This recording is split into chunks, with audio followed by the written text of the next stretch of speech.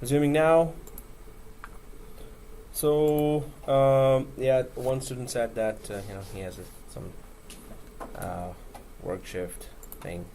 Okay, so we had our two machines here, and we were trying to create our first forest, site, tree, domain, and all the components there. So this is server 01, where we're trying to construct our basic environment, and we're talking about all the basic concepts for that. And so we have already installed we've offered the services of AAA, which is done by which role? We're offering some services. What services are coming from server 1? So one is AAA, which is authentication, authorization, accounting. And the role that we installed for that was, what is the name of the role? Active Directory Domain Services. So Active Directory Domain Services. And then there is name resolution going on here. And exactly, that's DNS. And well, there is AAA, and of course GC, which is Global Catalog Services, is also there. And that does what? Global Catalog Services helps to search across the domain. Search across the Domain, a little up. forest. Yeah, exactly. So it helps us search across the forest, and it also helps us in user logon. And the database file name of Active Directory is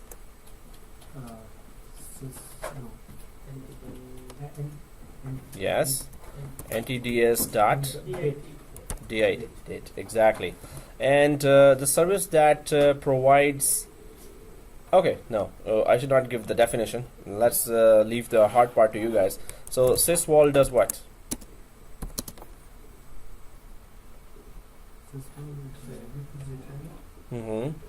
It's a repository for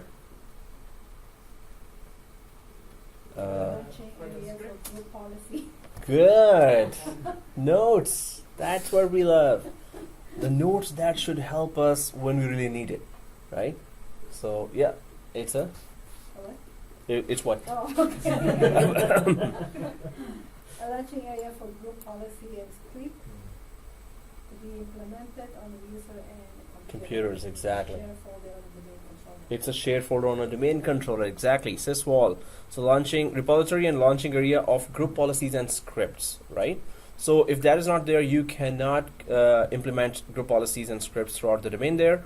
So this is very important in your infrastructure, that you really need to know what service is coming from and which components are letting you give or offer or implement that service across the whole environment, right? So I'm going to be asking more questions here as we go ahead. For name resolution, we went for one command here. So for proper viewing of FQDN, what is FQDN, guys? Fully qualified domain name. So that's when we talk about FQDN, it's your server name dot domain name, right? Dot domain name, which would be of course following the Microsoft naming format of .local, right? So and we use a command here that was nslookup, exactly. In the end, I showed you two more commands. I mentioned two more commands there for DNS, which majority of us did not have to use, but I showed them. Flush DNS and register DNS. ipconfig register DNS, right? So that's what we were doing there. Name resolution. So this Flush DNS especially removes the DNS information from the DNS cache of any computer. So for DNS troubleshooting, these commands are very important, especially the Flush DNS. That if the computer is not connecting from any server by name, so you could just run this command there as well for troubleshooting, or just first look up, do nslookup and check if FQDN is showing on any of your client machine or any of your server. If it's not a DNS issue, suppose you're starting to troubleshoot, right? So we have done all this, but this is something that it's ongoing. So the rest of the steps are we need to install DHCP and we need to copy domain admin account, and then we need to go for PowerShell 390 users, and then on this server we have. So this is the task. These are the tasks we need to do on server 1. Then these are the tasks we need to do on server 2, which is of course join to domain. And later we're going to go for replica server and talk about replication. What are the do's and don'ts of a domain controller replication, and what cautions we need to take, where to go, which area to see and select that what kind of services we need to implement.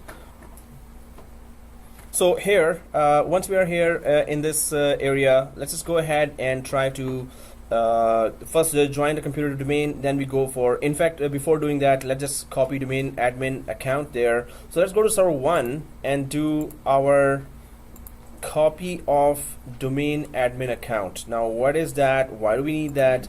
And let's go ahead. I'm now on server 1. I hope everyone's on server 1. What do you mean by Copying domain admin account. So I'm just exactly going to go there, and when I'm doing that, I'm going to explain that as well. what is it? Yeah, so it is copying. So you're creating a new user account, right? So it's not a new user account. It is a copy of the most privileged account here available, which is domain administrator account, right? We already have it. Yeah. So we're going to create a copy of that, and we're going to use that, and that's why I'm saying that we're going to be talking about the reason why we're doing that. Right? So tools. Let's go to tools and Active Directory, then computers.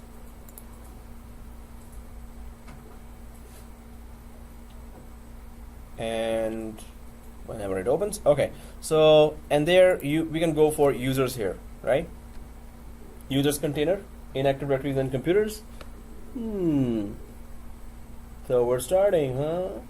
Okay. So server 1 and Active Directory, then computers. Dinesh, I'm going to show you how to then open those videos because you're already at it from the start. So we're gonna test that in the break. Okay. So anyway, here. When did you find So- these tips? So okay, again here, Active Directory and computers, right? Have we all opened it? So see this tools and Active Directory and computers, right? So- my computer is so slow. Yeah, that is one other thing that we need to seriously discuss now. Morning class is devastated now. Okay, so we need just 2 terabyte SSD in every computer. Okay, just a couple of $1,000 more. Okay, guys. So Active Directory and computers. If we have opened that, so well, it is opening now. Still opening. Okay, there it is. So everyone there? Yep. Okay, so NetBus domain is there. Then we go for the container called users. These are all the built-in containers that have been already created by Microsoft when we install Active Directory. But we're going for users container. Everyone there? Yeah. Right? So do you see on the right side administrator here? So if I double click the administrator, let's go ahead and double click this administrator account here. We just want to see the privileges of that. If I double click that account, all those tabs open, but I want to see the member of tab here. So if you go for the member of tab, you can see all the privileges that are required to do anything across the forest, right? So especially enterprise admins and schema admins are there, but domain users, of course, you have to be a domain user. Domain admins accounts also have a lot of privileges, but administrators group, when you're added there, you have all the privileges. Enterprise admin can do all the changes on, like creating new domains and child domains, and schema admins. You can just introduce any other application that introduces changes in the schema. We're going to be talking about that as well. But right now you can see that this is the most privileges you will see in any one account. So we will just cancel here. I just want to show you the privileges first. So What are the differences? All the yeah, so there are a lot of details here. That's why I have a separate slide for that, because we're going to talk about all the differences of all the security groups, the most privileged security groups, right? But what I wanted to do was that let's not use the domain administrator account for any of our usage or any of our needs throughout the course. We're not going to use domain admin account. we're going to be using a copy of that, and the reason is that every Windows account has a local administrator account as well, right? We know that, right? So Windows 8, Windows 7, Windows 2012, Windows 2016, they all have a local administrator account. So what normally happens for, especially for the course environment, that when I say that, okay, let's install some new role that requires domain administrator privileges. So normally students just log in from administrator. Now they don't realize that it is local administrator they have logged into, and they start doing work, and then they say, oh, I have an error here because you're using local administrator, you're not using domain administrator. So this happens a lot. Sometimes even experienced people also by mistake go and log in with local administrator. So that's the only reason that I'm creating a copy of that domain administrator account, right? So otherwise we can just keep on using that, but we had bad experiences and we don't want to waste our time with that. So right click here on administrator. I need to create a new account that will have all the privileges that this domain administrator account has. Then we can actually disable it, or you can just leave it like that. So I'm just going to click copy here. Be careful here, just right click on exactly on the administrator and copy, right? So now you have that account. So we can just put any name here. We can just go for netadmin here right now. And please always log in from netadmin whenever you are logging in from any computer here. Later we're going to use 4 computers instead of 2 computers here for failover clustering, 3 computers for WDS, 2 computers for live migration of so that's pretty tough labs there that they've put in the first course. You're going to be in for a ride. But we will be using, always remember, only log in from netadmin. Do not log in from any other account, right? So we should have all the privileges, and we should not be inside that domain administrator as a local administrator in any other server, right? So it's not case sensitive. The username is not, but the password is. Because we need privileges to install WDS, which is suppose we are doing WDS, Windows Deployment Services, right? So with a local administrator, we cannot implement all the domain features inside. If we install any other role, we're about to install Active Directory in Server 2. So from local administrator, we cannot do that. We already have administrator. Yeah, that's why I'm saying that. So what is the reason? I'm going to repeat that again. The reason is, if I go to, let's do that, right? So Server 2 here. If I right click and sign out from Server 2. So there is administrator account, right? So now when you join this computer domain, there is a local administrator account here, and there is a domain administrator account, right? So domain administrator account, I'm going to cancel here. This is a administrator account. Now the difference between this domain administrator account and this local administrator account is immense. Do we all know what's the difference between the two? What is? Local administrator account, you are basically the master of that particular machine. So yes, so exactly. Even if you add 2 machines into the same domain, with the local admin account you can do whatever in this, but the moment you want to do something on the other machines, you won't be able to do it. So all network privileges are not there if you're logged in from local administrator. Suppose if I log into local administrator account now, and I want to use some shared folders across the domain, I want to remotely connect with a remote desktop to another domain controller. This local administrator has all the privileges on just Server 2 here. All the privileges. While this domain administrator account has privileges to do anything across the domain, across the other domains in the forest, right? So what happens is, when I tell the students, hey, log in from the domain administrator account, they think they are logging in from domain administrator. Well, they log in by mistake, and this mistake happens sometimes again and again. So I have to tell them, just go to command prompt and type who am I. So it will tell you you're logged in from domain admin or you're logged in from local admin. So this happens so much, but you don't have to create that second account if you don't want to, right? But the reason we need to understand why we are doing that is that by mistake you can log in from local administrator when we have configured the whole WSUS feature, WDS feature, which is complicated. At the end it says, oh, your account is wrong. You cancel out, all the class has done, you cancel out if you're logged in from local account administrator, you cancel out, then you log in from domain administrator, then you start doing again while the class has gone ahead, right? So this happens so much that we need to create a separate account. So I always ask, please create a separate account. If you don't want to create that, and if you're logged in locally, you're gonna be responsible then So then we have to just redo the whole lab while we are going ahead, right? So we understand the reason for that. So, but still, if you think that you're not convinced with that, go ahead, do not create that, right? But we will be, just make sure that you're logged in from domain administrator. So we'll just make sure that we're logged in from domain administrator in case you don't want to create netadmin, right? So, but we understand, right? Any questions about that? So that's why I'm just going for right click here and administrator and copy and go for netadmin. So I'm just gonna copy that again for user logon and next. We'll do the same. Yes, exactly. Everyone, please do the same. Yeah.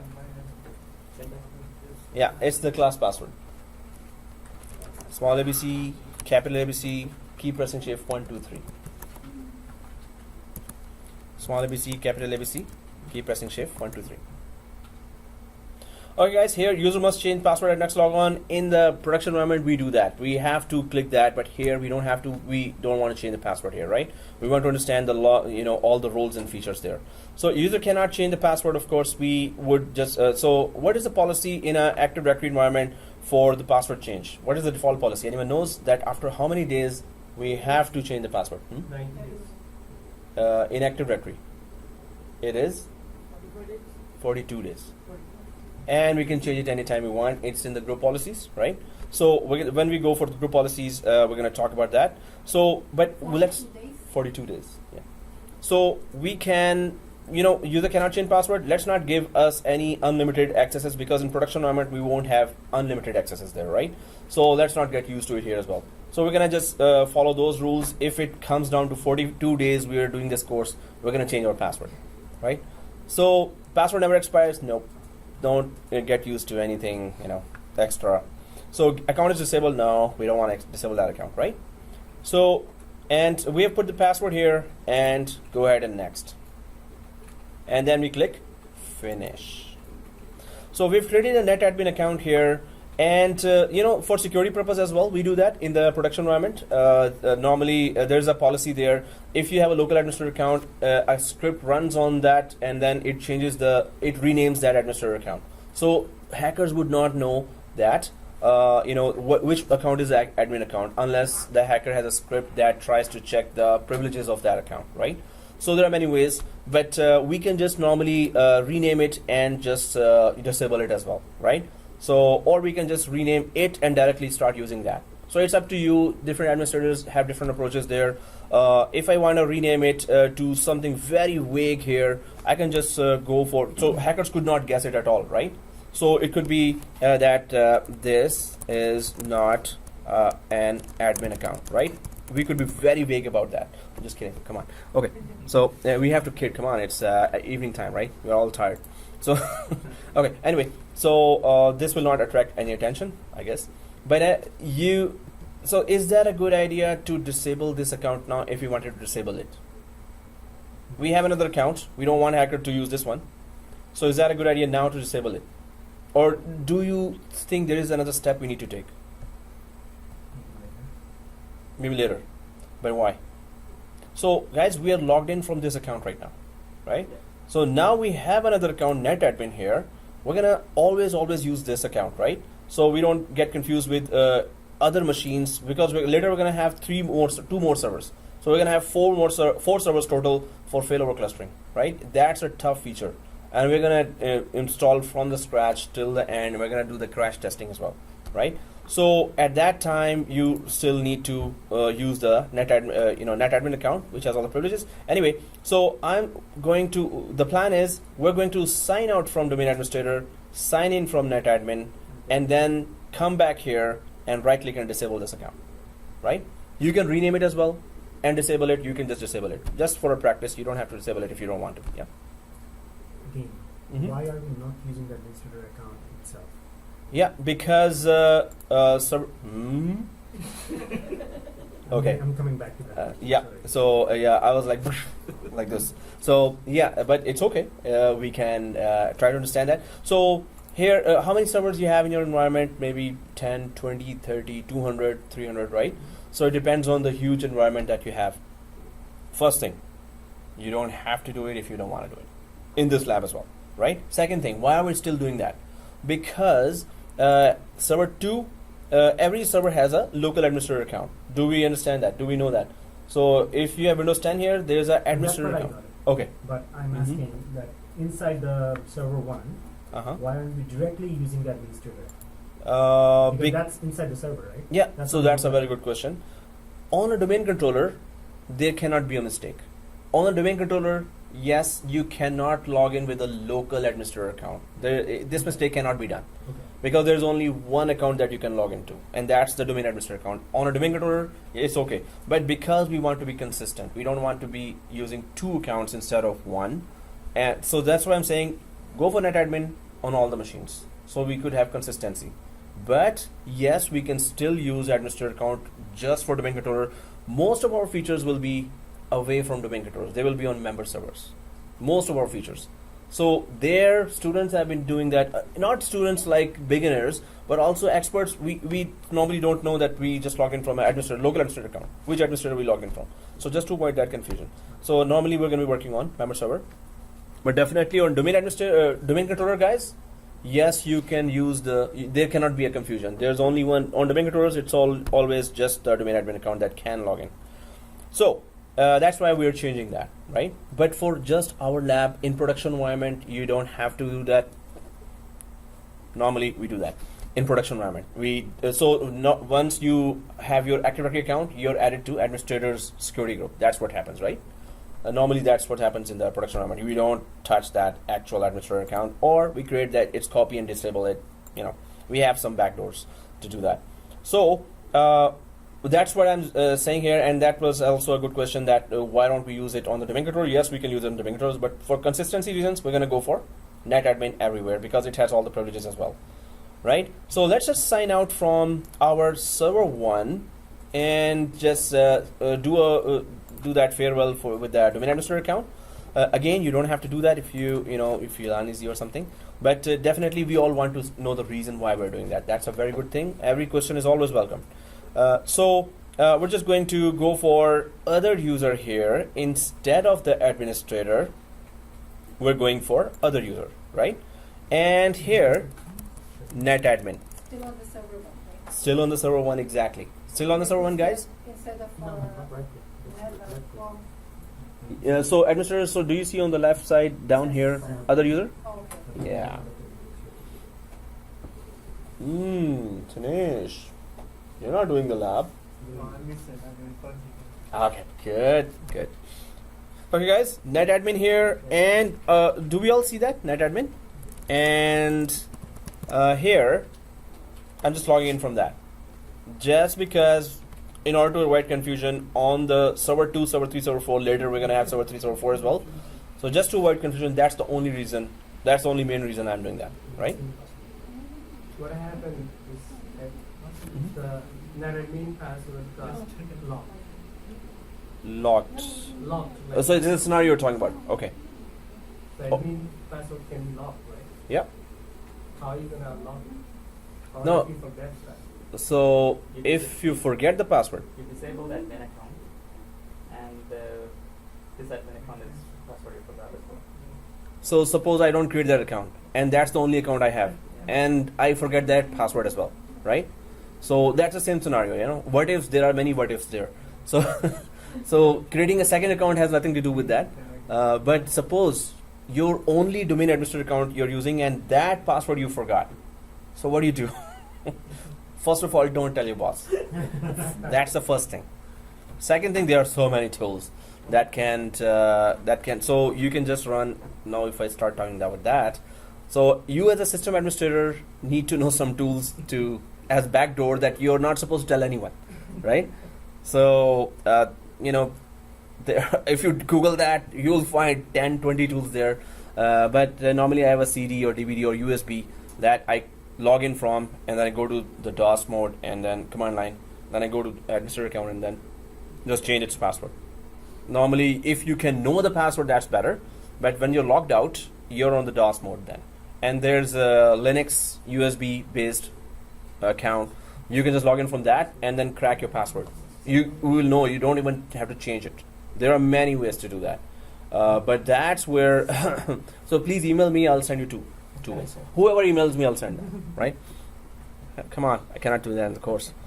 That's unethical hacking. So, not ethical. But if you take down your domain administrator account, suppose it's a production environment, you forgot it, and you change the password. You know that domain administrator account is actually being used in some enterprise applications at that time. You change the password for that, and suppose you only had that highly privileged account. So that was one thing that I wanted to also, we should always avoid using that one account. That should be our savior in case of what you're saying, right? So if you have the second account we're using, and this is somehow disabled, and you have a backdoor there, that's the same thing we do in VMware as well, ESXi. If you lose the root password, you need to know how to crack it. So we always create another account that is having some privileges, and we know the password. We keep on changing the password very frequently. So there are many ways there, but I'm going to send you one or two applications for that, if it happens. But definitely, I would go in a production environment. I would go for another account and use it for everything, because that account username, you can give it to some enterprise applications. Some enterprise application needs a service accounts as well, right? Although we don't use domain admin account, but we can use that. So if you're logged out, that's an entirely different story. You can get logged out from, maybe you created 5 domain admin accounts, and you can get logged out from any one of those. So the more account we create, it's a security hazard as well. So better on least amount of privileges, we should be following that policy, right? So definitely. I'm just going to put some phone number out just so if they call. Oh yes, you're right. Because, Exactly. Okay, guys. So here we are logged in for NetAdmin, right? So we can just go inside to Tools again. We can go to Active Directories and Computers again, and we can go to the same area again, net+domain.local, and then go to Users Container, right? Users Container. And on the right side, now we have the administrator account. Now we're not sitting inside that account, right? So we can disable it if we want to. I'm just gonna go ahead and disable this account. You know, there are many ways to secure it. That's just one of those. So some administrators don't agree with that. Some administrators totally follow that, but they rename it as well. So now it's just a random account among 390 users or 300,000 users or 30,000 users, right? So it's just another random account, but we only know that, or my boss knows that, right? So these are some of the things we're doing here. So I'm just changing, I've copied that account, and we're going to be using only NetAdmin account. Let's check its privileges as well. Let's join the server 2 to the domain here with the NetAdmin account, right? So it's gonna we're gonna cross check privileges as well while we're still logged in for NetAdmin there. And so I'm just gonna go to server 2 here, right? And log in from, of course it's not joined to the domain, so you will only log in from local administrator, right? So local administrator password is exactly the same as, you know, all other passwords. We're not going into complicated passwords now, or different passwords now, because we don't need to be logged out of anywhere for now. We're just trying to understand all the features here, roles and features. So server 2 here, once we're inside server 2, so we can just go to local server here. And then, do we see on the right side workgroup, right? Workgroup, and that's it. Click the workgroup on the right side. Yeah. This way, Sure. This launching way. Sure. You're logging in, right? Yeah. Cool.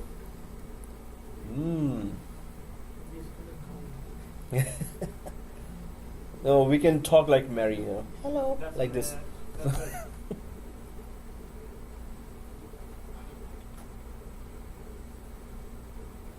Okay, so let me know when it's it's terribly slow as well. These computers have gone slow. They were not terribly slow. Well, they'll be terribly slow when we have 4 machines there. Then we're gonna be crying, literally. All right. So, yep. Did I miss something? One more. Yeah, you missed your call. Okay, guys. So workgroup. You there? I'm on the server 2 or 1? Server 2. So we're joining it to domain. So you're in server 2, right? Yeah. Okay.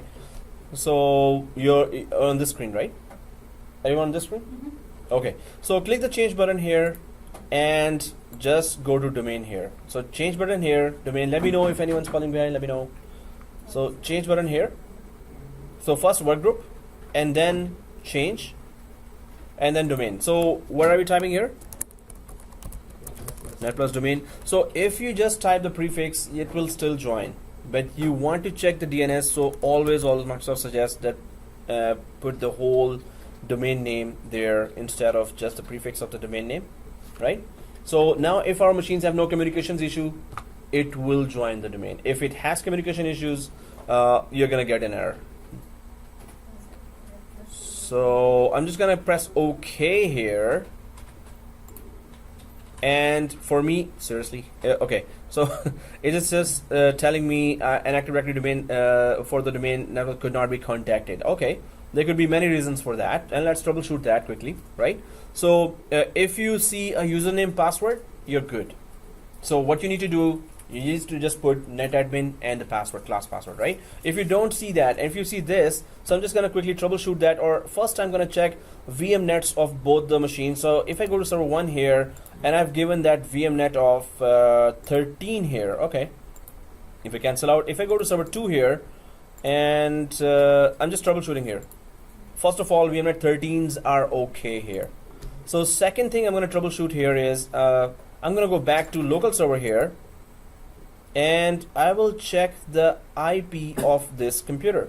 So server 2, so Ethernet 0, and then properties, and then v4. I'm just so 192, 192, 192, 160, 168, 168, 200, 200, 200. So dot 2, dot 50, dot 1 seems everything is okay, right? So I'm pressing OK here. I'm pressing OK. So VMnet is okay, IP is okay for me, and still it gave me that error. So I'm just going to go for right click and command prompt admin. I want to check if NSLOOKUP gives me the correct DNS name here as well. So I'm going to go for command prompt admin and NSLOOKUP on server 2 command prompt. If you get this error, if you didn't get this error, you don't have to do that. You got this error as well? Okay, how many got this error? Oh, we all got this error. Oh, I was saying I'm the only one.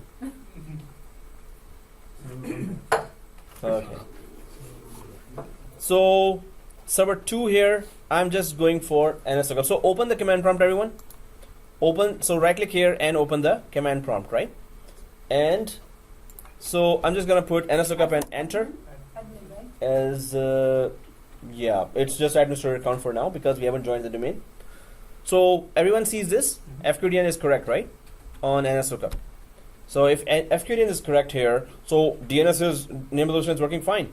So what's wrong with this? So I'm gonna Control C out of this interactive mode of NSLOOKUP here, and just simply try to ping the server 1 with by name. So server 01 is the spellings here.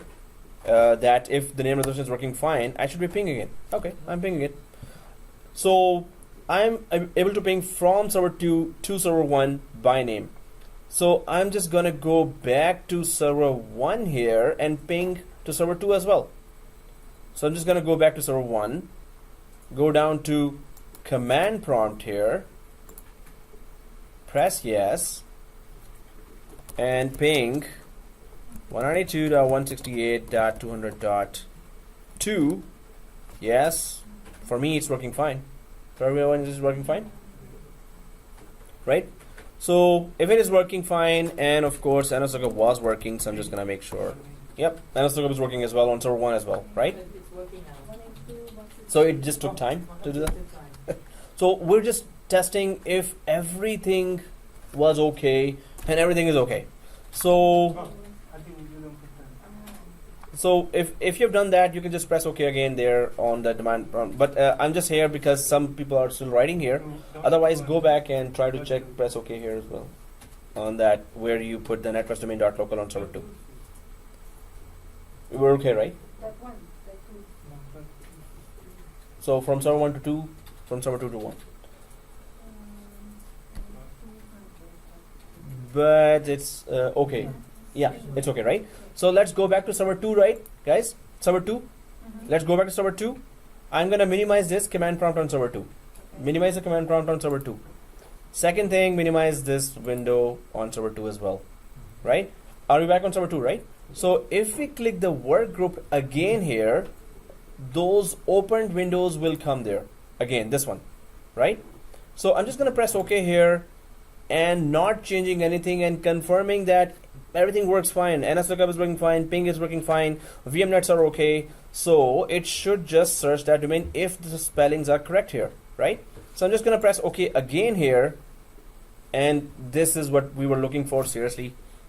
Were you playing games with us or what? Okay, anyway. So yeah, at that time it should have accessed that. There was no hindrance there, but somehow I did not able to access that. It was not able to access that. Anyway, so once everyone gets this screen, right? Yeah. So let's go ahead and net admin. Thank you for confirming that. And the class password here. Of course, we're just keeping it simple in terms of password. Small ABC, capital ABC, shift 1, 2, 3, net admin, and go ahead and press OK. It should join the domain, right? This we could do with hundreds of computers there, and they can all join the domain. We can do it with the script as well. There are many advanced ways if you are joining them all on a large scale. So are we able to all join and see this message, right? Everyone? So let's press OK and restart, put it on restart, right? What we did was we just joined server 2 to the domain, right? If you had 10,000 computers there, you would do the same thing on all those computers. But okay, the question to you is, suppose there are 200 computers now, and you're given the task, okay, join them to computers. How fast you can do that, or what will the way you do that? So those are all 200 physical servers there, right? One is to the script. Second thing, if the scenario is that those servers are actually empty. So 200 physical servers are empty, 200 machines like this are empty, right? So deploy the machines, deploy the operating system, and they should be joined to the domain as well. What do you do? What comes to your mind first? How would I do that? I need to have 200 CDs here. I will have that hovercraft below me, or that skateboard, and go open the DVDs, CD-ROMs, and put the DVD, and then next every time. Or is there any other way? Yes, SCCM is one way. Exactly, it is correct. Imaging, right? Have we done imaging before, right? So with the third-party software like Acronis, Semantic Ghost, or with Microsoft products like WDS, MDT, SCCM, we can deploy Windows 7, Windows 10, Windows 8, and when it is deployed over the network on 200 machines, when it restarts, it is joined to the domain as well, right? So we're going to do the WDS as well. It's an upcoming lab where we have to mess with that lab as well. So guys, we did try to troubleshoot some of the DNS and ping related issues, but ultimately it was just a false alarm.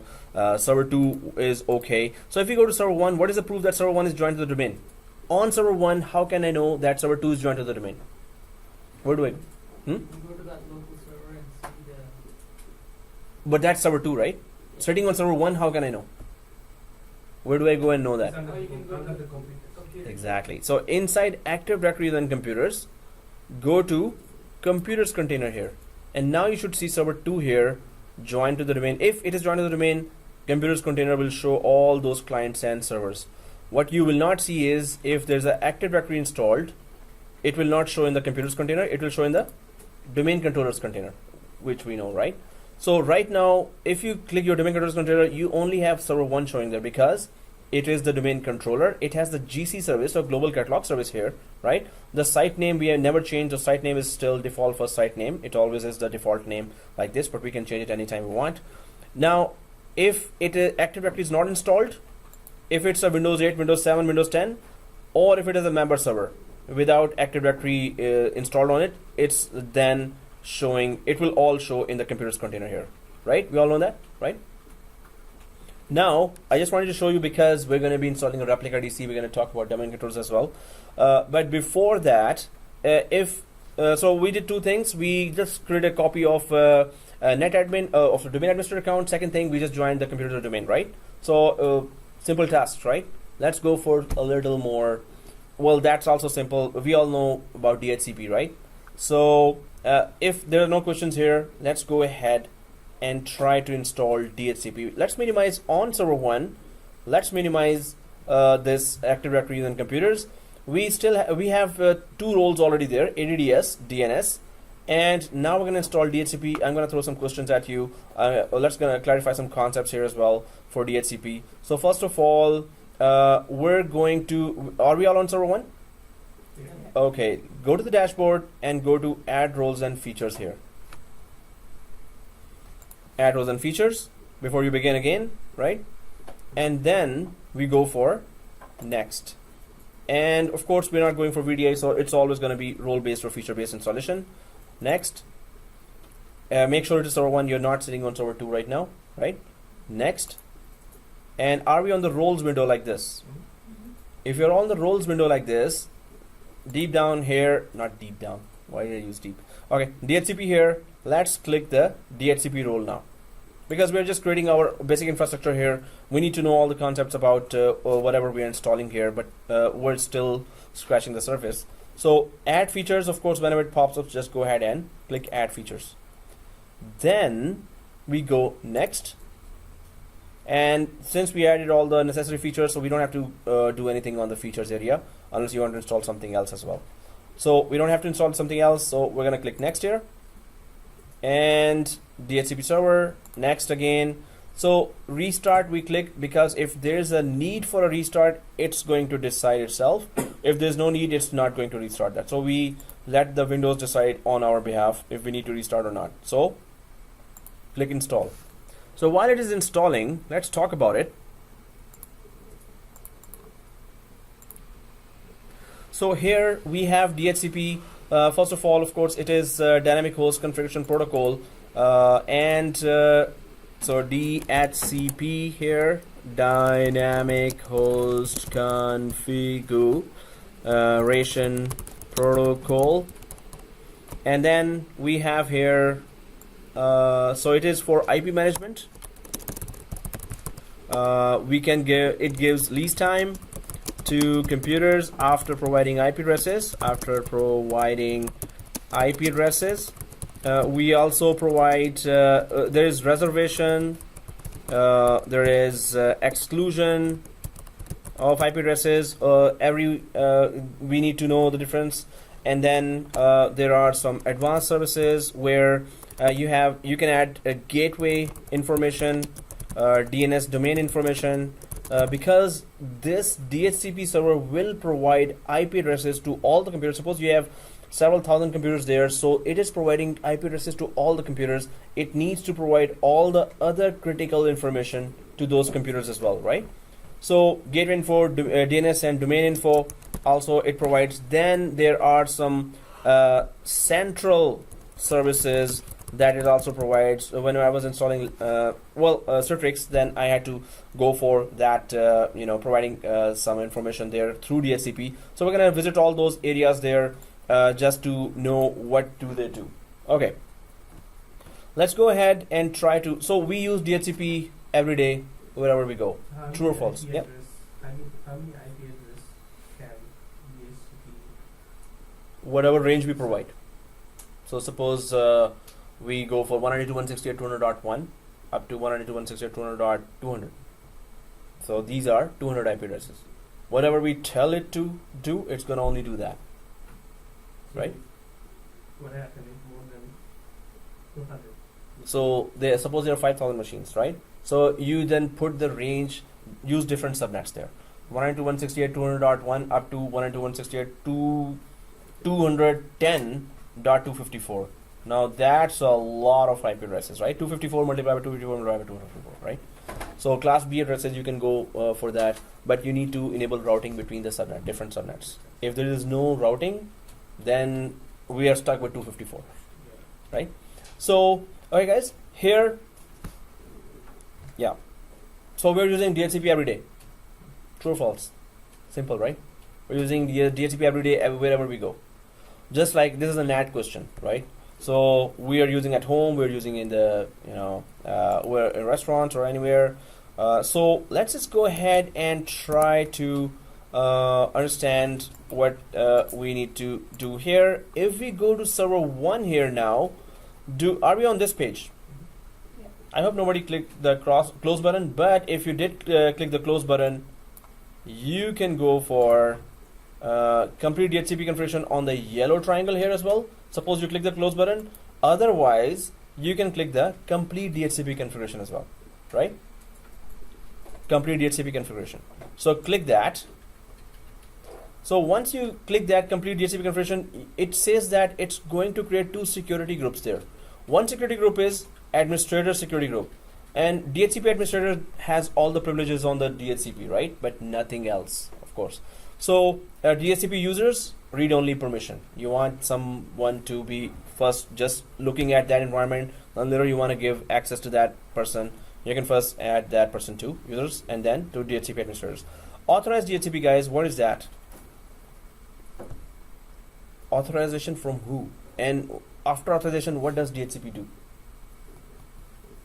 So authorized means Assign the IP. so authorized means DHCP, you're allowed to do your work. And authorization from what?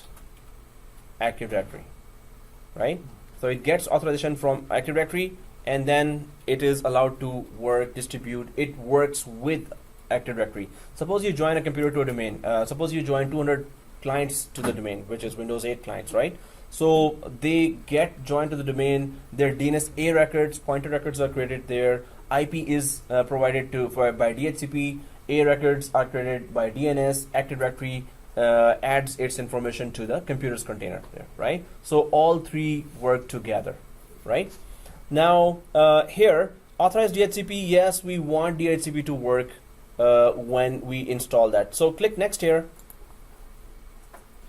Okay, we can use other credentials here. Normally, when you join a domain, when you join a company, not domain, you're given an Active Directory user accounts, right?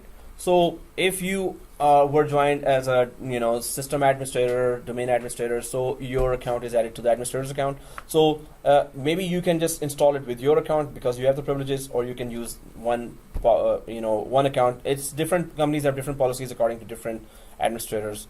So here, what is the scenario of this? If I go for skip AD authorization, why would I want to do that? Why that option is even there? Skip AD authorization. So, yeah. So if AD does not authorize, DHCP will not work. So this is, suppose you're installing that on Sunday night and you don't want to work it right away. You don't want it to work right away. So you can just install the whole thing. But unless you have configured it, you don't want it to work right away. So you can click this and it will not work. It will stay there. Once you configure and then you right click inside the DHCP console, there's an authorize button that will be always there. Authorize option will be there. When you click that, only then it will start working. Suppose you've configured the whole range there. You've given the whole range and lease and everything is configured. Then when you click authorize, then it will start working. Otherwise, fully configured, it will not work. Right, unless it has an authorization. Okay, so we're gonna work within the netadmin. From these credentials, we're gonna configure the whole thing here. We're not using any alternate credentials here. So we're going to click commit here, right? Commit. Okay, everyone should be seeing done. Everyone done? All right. So let's go and click close here, right? So here, well, DHCP is done, so this window we don't need as well. So we can just close this back window here as well. Now let's go ahead and configure the DHCP here and try to know what are the options there. Why would we put whichever options we're selecting there? What is the reason we're not going to select any of the options? So let's go to tools here on server 1 and click DHCP. Everyone there, right? So click DHCP on tools in server 1. Okay. So once we are inside the DHCP console here, you can see that server 1 is the DHCP server, and make sure that IPv4 v6 are green here, right? So this means the services are running. If it is blue, just click and refresh it. So it will be okay. So, okay guys, if we see that IPv4 VC server options folder there, policies folder there, filters folder there, what we can cover according to the exam objectives is, so we're gonna do that. let's right click the IPv4 here and go for new scope, right? New scope, everyone there? So this is the scope is the area where we cover, we tell DHCP what to do, or whatever configuration you want to do, you do it inside the scope. In DNS it is a zone, in DHCP it is a scope, but we tell DNS or DHCP what to do or how to go ahead later, or how do we configure basically. So scope, next. First of all, so we're creating that scope for all the non-critical network resources, like there's only one, clients, right? Windows 8, Windows 10, Windows 7. Only those should be concerned with DHCP or connected with DHCP. Servers are critical resources. Printers, no, I think they're critical resources, but some companies I see that they give it with DHCP. So whichever resource hundreds of users are connecting to, don't connect it to DHCP, right? But some companies do that. Give it a static IP address, separate static IP address, right? So name here, suppose it is the accounts department, it is New York branch, it is floor 3. So we can just give, suppose there are 200 clients in floor 3, and this DHCP is just giving IP to those clients. So we can just go for, NY floor 3. It could be any name here, right? So I'm just giving you a scenario. Suppose that's the scenario. So you can just give any name here. Suppose it's a Toronto branch. The whole thing is getting, this whole campus is getting IP. So I would just type, Tor and Net Plus Toronto. So I would just give that IP there, and or name there, not IP. So okay, guys, we have given some name there because we can put any name according to the situation, circumstances, area you're covering. So let's click next here. Now we can give an IP range for the non-critical network resources there, right? So which is our clients. Suppose there are 10,000 clients there, suppose there are more, so you can give as big a range, but of course those subnets should be routable, so you have to have routing enabled between those subnets. You can ping from one subnet to another, right? So right now we don't have a large network here, so we're just going to go for 192.168.200.51 up to 192.168.200.61. Right, so it gives that length here, supporting 254 clients here only, and we can just go for class B address as well, with 65,000 clients there, or class A, which is nearly million, right? So okay, guys, here 51 up to 61, right? Mm-hmm. So if that has been given, so we can /24. So that's the length for class C, class B, class A addresses, IP addresses. Are you gonna go into details? Well, in later? second course, the details are there in the second course. It's all networking there. But it is class A, class B, class C addresses, and there are 3 private ranges there, which is 172.16, 10.0.0, and 192.168. 3 private ranges we can use. All other ranges are public ranges, right? Which you have to actually. Huh? It's actually in 70-741, but I can cover the basics of that. So in fact, why don't I just do that now? So just the basics of what we're talking about here. So for IP addresses,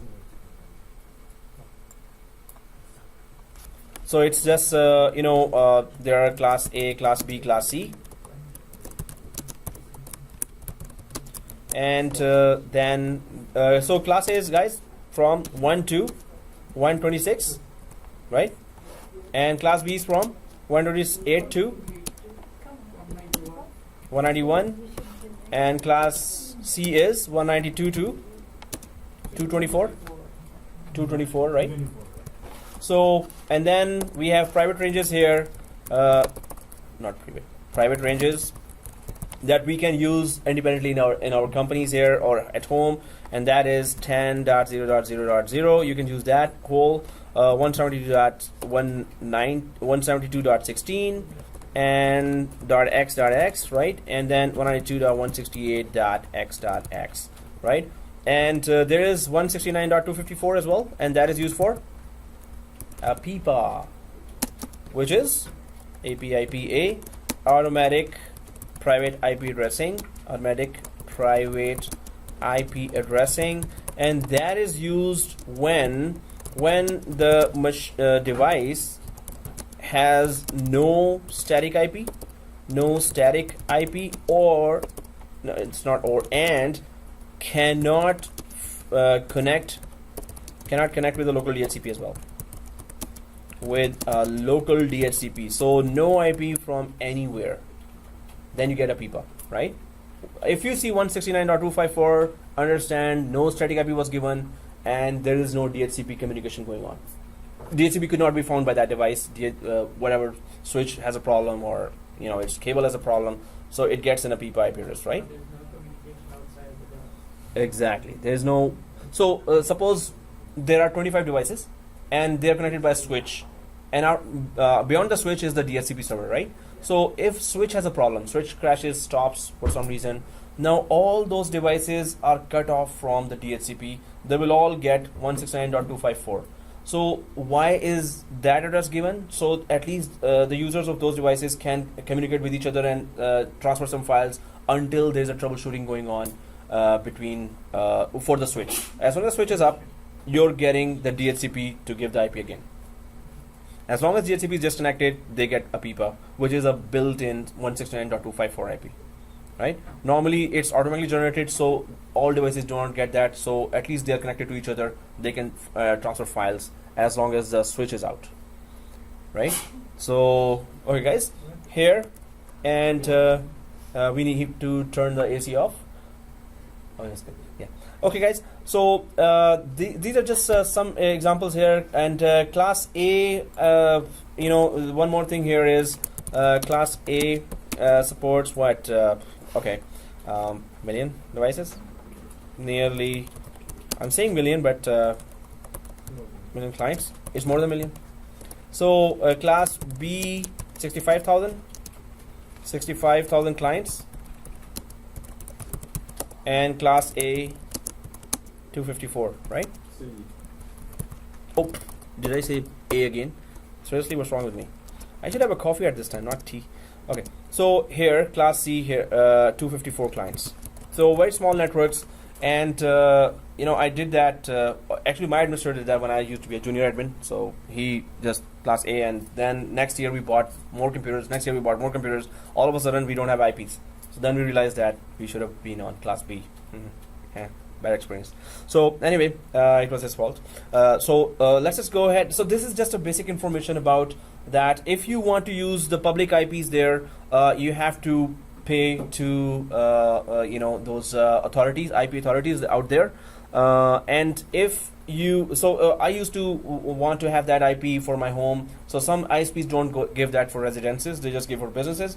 So I changed my ISPs, 2-3 ISPs, and then one of the ISPs said, "Okay, we're gonna give a public IP to you. It's gonna be public IP is there, but they keep on changing for the residences, right?" So I just wanted it to be static because I was installing Exchange Server. Exchange Server was installed there, and I wanted to just seriously, what's wrong here? Okay, I just wanted to have my Exchange Server connect to the whole planet from my home. So it was $10 per month for that public IP to stay static. So I could receive emails, right? Anyway, so public IPs, you can get it static public IPs from. If you're a company, you can ask them, hey, don't change our public IPs, or just give us more public IPs. So from internet, somebody can connect to our services that we're publishing from our company, right? So, but these are public IPs, and private ranges are these that you will see commonly used in, and they are not routable, they're not accessible from internet connection, right? So for the class A, B, and C, so let's say for class C, you're basically saying that IP address will start from 192 something, or I can even have 224. Yeah, it starts from these numbers. Okay. These are starting numbers. So this is just a basic information about IP addressing that we use commonly here. And so let's go ahead, guys. Here we can so we have this page here, and now /24 is there, 255. So this means just 254 clients can come here. But let's go ahead to the next page and try to check, guys. Remember, again, I'm going back here. Remember, we have given a range here. So this DHCP is authorized to distribute IPs from 51 up to 61 right now, right?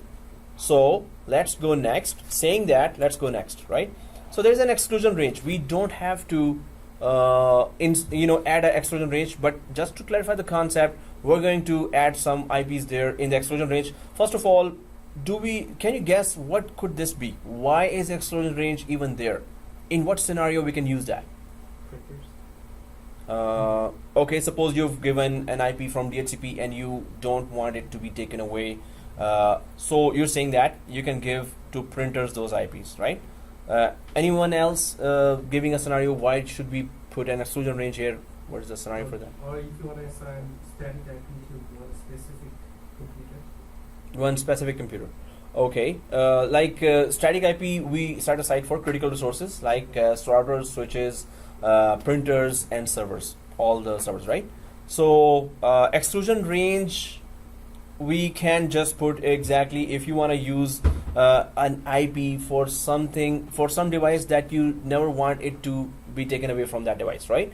But normally what happens is we exclude or we set aside exclusion range for static use. We set aside static IPs for critical resources. So if I go for a rule of thumb here, and if you want to have a peace of mind and you don't want any critical resource to be depending on DHCP, then don't connect that IP to that critical resource. So rule of thumb would be that all critical network resources need to be having only static IPs, right? So network resources being whatever resource you hundreds of users are connecting to, and because if that resource goes down, hundreds of users will be affected. So please give it static IP. Do not let it depend on DHCP, right? So, but DHCP should only be providing IP service to client computers.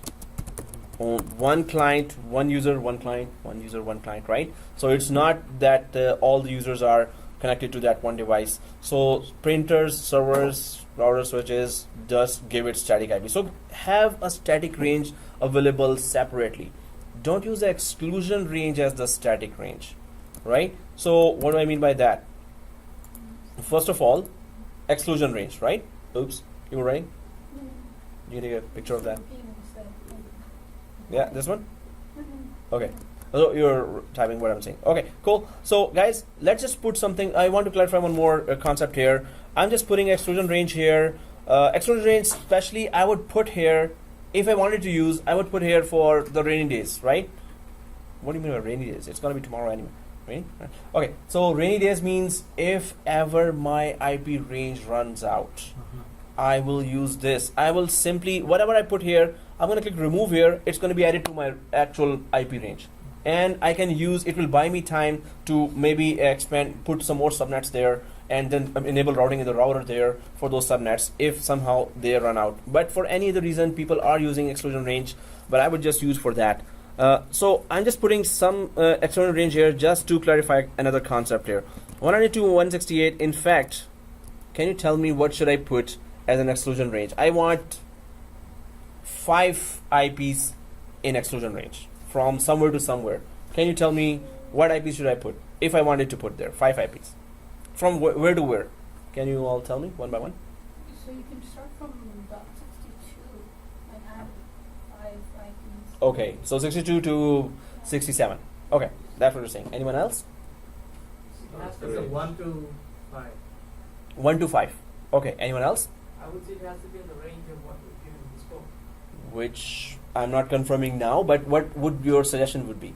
Maybe between 51 to 51 61. up to 5 range. So 51 up to 55 you're saying, right? Any 5. Between those. Okay. Range 5. And okay, anyone else want to take part in that? Okay. What range, what 5 addresses you would want to put here if I ask you that you need to put? So the answer is that, as you said, it has to be within this range. You can exclude only whatever DHCP knows. You can exclude from those IPs. DHCP does not know about anything other than this, right? So from 192.168.200.1, up to 50, DHCP has no idea about. And after 61, DHCP has no idea if any IP exists on this planet. For DHCP, this is the whole world. 51 up to 61, that's what I know. As far as DHCP is concerned, that's what it knows, right? So from within this range, we have to exclude the IP. Okay, from within this range, and you can give here like a very big range here as well, right? Instead of 200, you can go with 210 and 254 as we discussed before. Now that's a lot of IPs, right? So 254, it will reach 200, will reach 254, then 200, 201 will reach from 1 to 254, 202 will reach 1 to 254. It keeps on going. 209 will reach 1 to 254, then 210 from 1 to 254. So you're like 254 multiplied by 9. You can say that, right? So that's nearly. Anyone good in math? Good in maths? Okay. 254 by 9. Okay.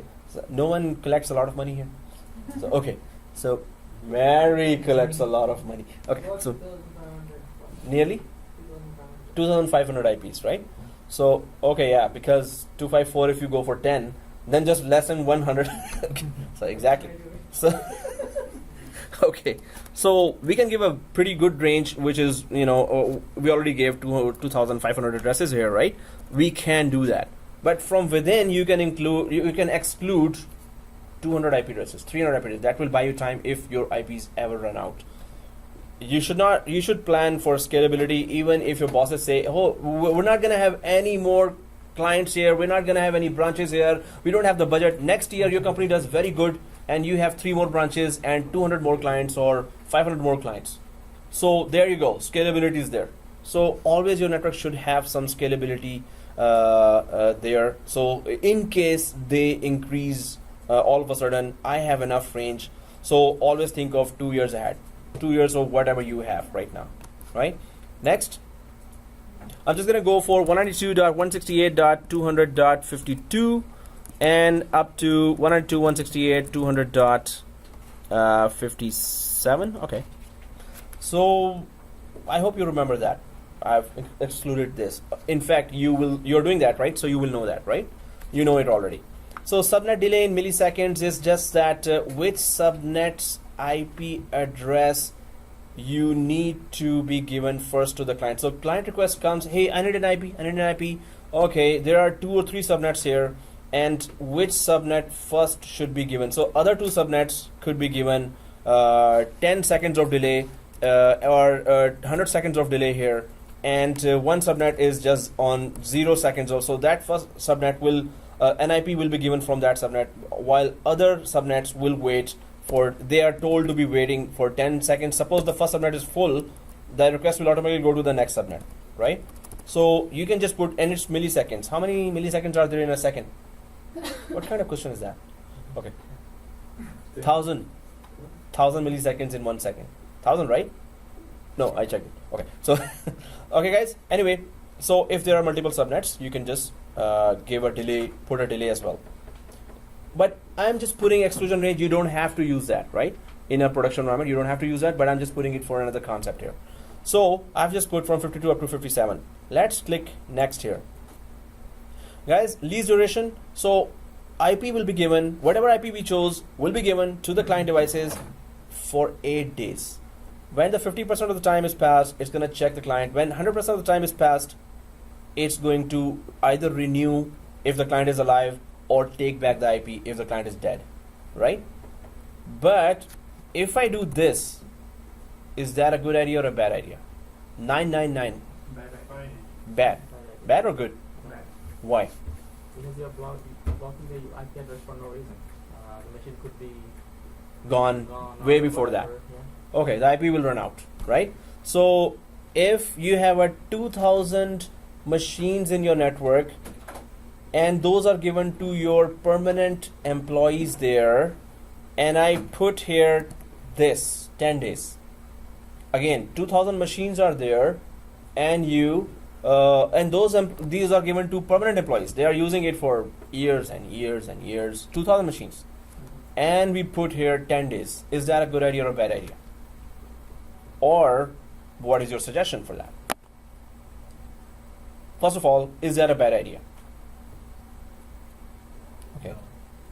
is not a bad idea. It's okay. You're saying. Yeah. 2,000 machines that will never, they're not changing. The permanent employees are there, not going outside, inside, outside, inside. So I'm giving 10 days for that. So every 5 days, it will check, and then 10 days it's going to renew, right? So anything bad about that? It's just creating unnecessary Traffic. It is. You're creating a lot of traffic here. Every 5th day, you're creating a traffic. Are you live? Are you live? Are you live? On 10th day again, you're spreading the whole. Okay, who should I take the IP back from? No one. Everyone's okay. And suppose it's an environment where you have cell phones and tablets, and you're waiting there for 10 minutes up to 2 hours or 4 hours, and I put there 30 days here. Is that a good idea or a bad idea? That is a guest room. So you see that again? That is a guest room, and people, there's free Wi-Fi available there, and that's it. Your tablets and your cell phones are there. So I put here 30 days. Bad idea. Why? Guest room should have less data Less. as per the Okay. logic, previous logic. Okay. So And the guest is probably not even coming back. Right. exactly. So Right, so what are the timings you're suggesting here? probably, So the guest is per day. Day? yeah, day or even 5 days max, not more than that. Really. Days? 3 days? Okay. Anyone else? It's a guest room, right? So okay. McDonald's. Now, is that a good idea or bad idea? McDonald's. Bad idea. How much time you would give? They're having, I don't know, 1 hour? 1 hour or 1 one day? 1 day. You're saying 1 hour? I don't know, 1 hour or McDonald's. maybe 2 hours, something So like that. I would just order it and I would go. Oh, there's a Wi-Fi. Cool. Okay. Or I'll just eat it for how much? How long? Yeah. Half hour? So 1 the hour? problem is that McDonald's in a particular store is going to have maybe a few thousand clients a day, and if you're holding the IP for 2-3 days, then you're just It's gonna run out like this. So 1 so- hour, 2 hours. And exactly. It creates more traffic layer too. 2 hours. I would not days. I would just go for 0 here. I would go for 2 hours here. In McDonald's, KFC, I know the frequency of users coming back in and out, right? So I would go for 2 hours, 3 hours, 5 hours maximum. 5 hours is too much. 2 hours. So you have a camera, right? So in 1 hour, in 1 day or 5 days, just see a typical average customer is sitting for how long? Maximum 2 hours. Kids are playing. It's a big McDonald's there, right? So maybe 2 hours, but not more than that. So you cannot restrict your IPs, right? So if there's the 2,000 machines in that client environment, I didn't see the correct best practice for those. So you have 2,000 clients and they don't move. The PCs are not moving. How much traffic you want to create here? So how many days you will put there for that same scenario again? 2,000 clients and they're permanent. 6 months. 1 month. So you're going 6 months. Okay, anyone else? 1 month. 1 month, you're going for 1 month. Anyone else? For 2,000 devices. What is the best practice? 2,000 devices, they're not going anywhere. So you're saying 6 months, you're saying 1 month. Anyone else? 90 days. 90 days. Okay, 3 months. As much as we can give it. We can give them permanently. Yeah. Static IPs. Well, or from DHCP you can give them 999 days. Right? So, 999 is 3 years. They Huh? don't need to change it. Well, the thing is, some machines do go down. 2,000 machines. There's a IT department there. So, my machine's not working. So they reinstall the whole thing. Sometimes the machine is gone. You just replace the machine, but that's very few machines, right? It's not like that McDonald's thing. So normally we go for in our 2,000 environment, 3,000 user environment, we were creating traffic. 30 days we gave, or sometimes maximum we went for 45 days. Why? Still, there were machines coming in the IT department. Okay, change it or just put new machines there. They still had some laptops there. So we are creating traffic. If we go for 30 days, we are creating traffic every 15 days. So are you live? And then you go for. But if it's 2,000 machines, I would fine tune my network, right? I would see how many machines are coming to my network. Some networks, the machines are older, they're coming more frequently. Some networks, their machines are newer, they don't come frequently. You can just fine tune it to maybe 60 days here, you can 90 days, right? But the traffic you create there, that's it. The one thing is that if the portability is there, clients are using laptops, you need to decrease the days there, right? It should take away the IP back as well. Otherwise, you don't. Yeah. That's a call from the system administrator. Yeah, that's a call from system administrator. You keep an eye on your network, and then you see what is the trend here for 6 months, and then go ahead and change your lease time, right? What's the best practice? 30 days to 45 days, because computers do go down when it's 2,000 computers. There are replacements going on there, and now more portability is there, so even lesser days now, like 20 days. 30 to 50 is norm you will see in typical environments where there are permanent employees.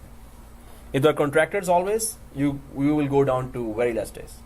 Especially companies are giving laptops, so okay, you don't need to be sticking to that one IP, right? So we can put here according to whatever our configurations are. For 2,000 clients, I'm going for 30 days. Normally we did that in many environments and in contracts whenever I get time for on the weekends normally. So we always try to see how much traffic is being generated, how much traffic from DHCP, which is kind of unnecessary at times. We see that, okay. So this is one of the troubleshooting areas as well, right? For network bottlenecks there. Okay, if we click next here, now it says since DHCP is giving IP to all the computers, suppose there are 2,000 computers or 10,000 computers, so why not DHCP tell them what is the gateway, what is the DNS, what is the name of our domain, and all the critical informations that otherwise we will have to give ourselves. So yes, I want to configure these options now as well. These are the advanced options. If we click next here, first of all, what is our gateway? We are using fake gateway, but of course in companies you have to use that gateway. Anyway, there's a gateway device that will help your data to go out of the network to the internet. So 192.168.200.50 is our fake gateway. Add, go ahead and click add here, and then click.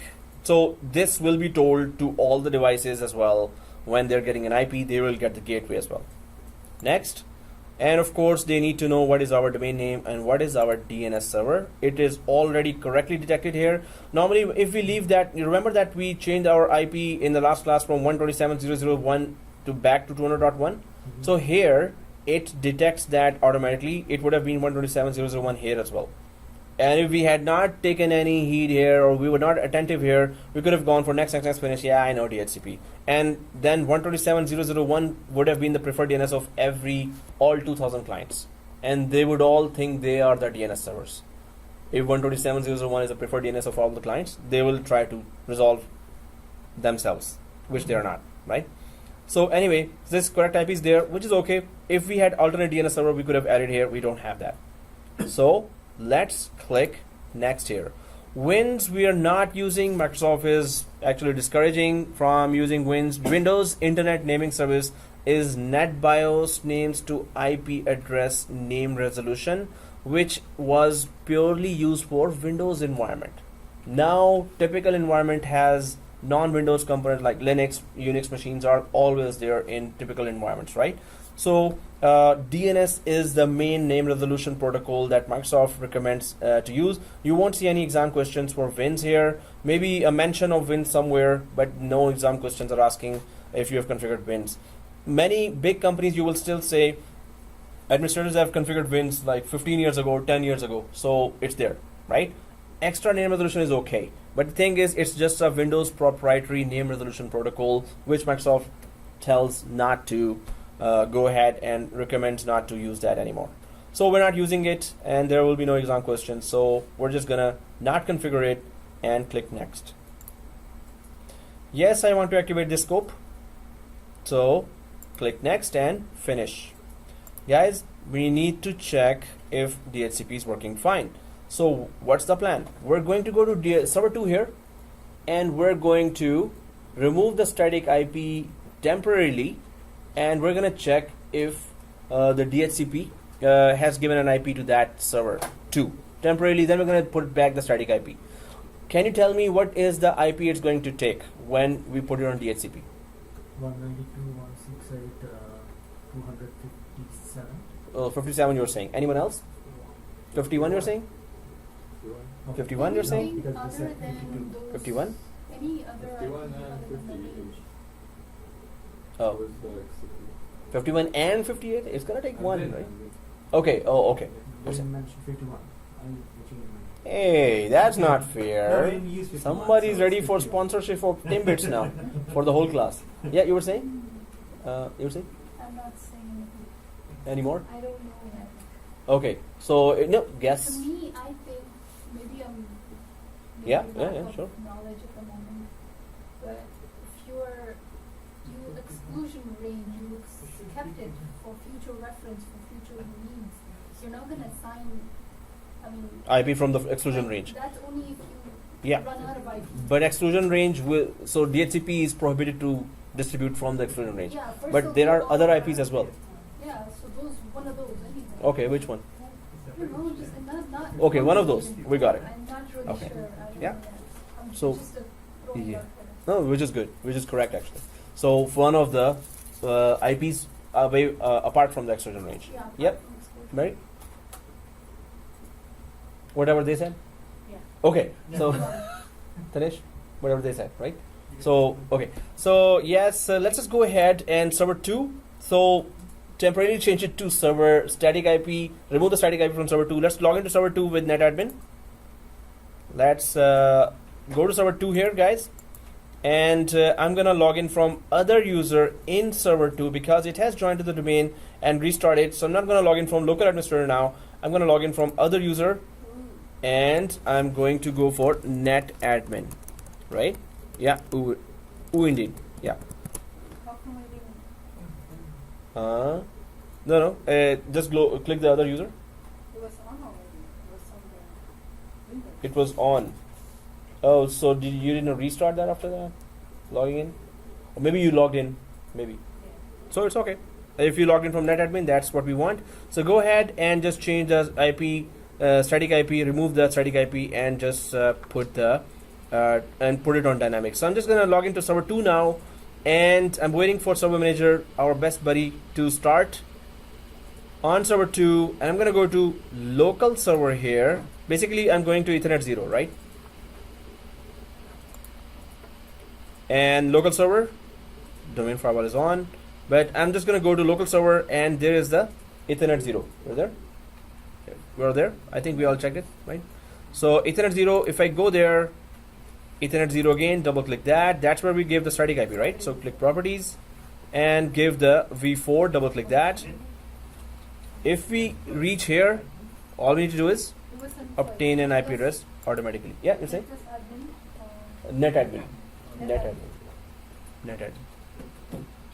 So if we remove this, obtain an IP automatically, remove it to this option and press OK and click details.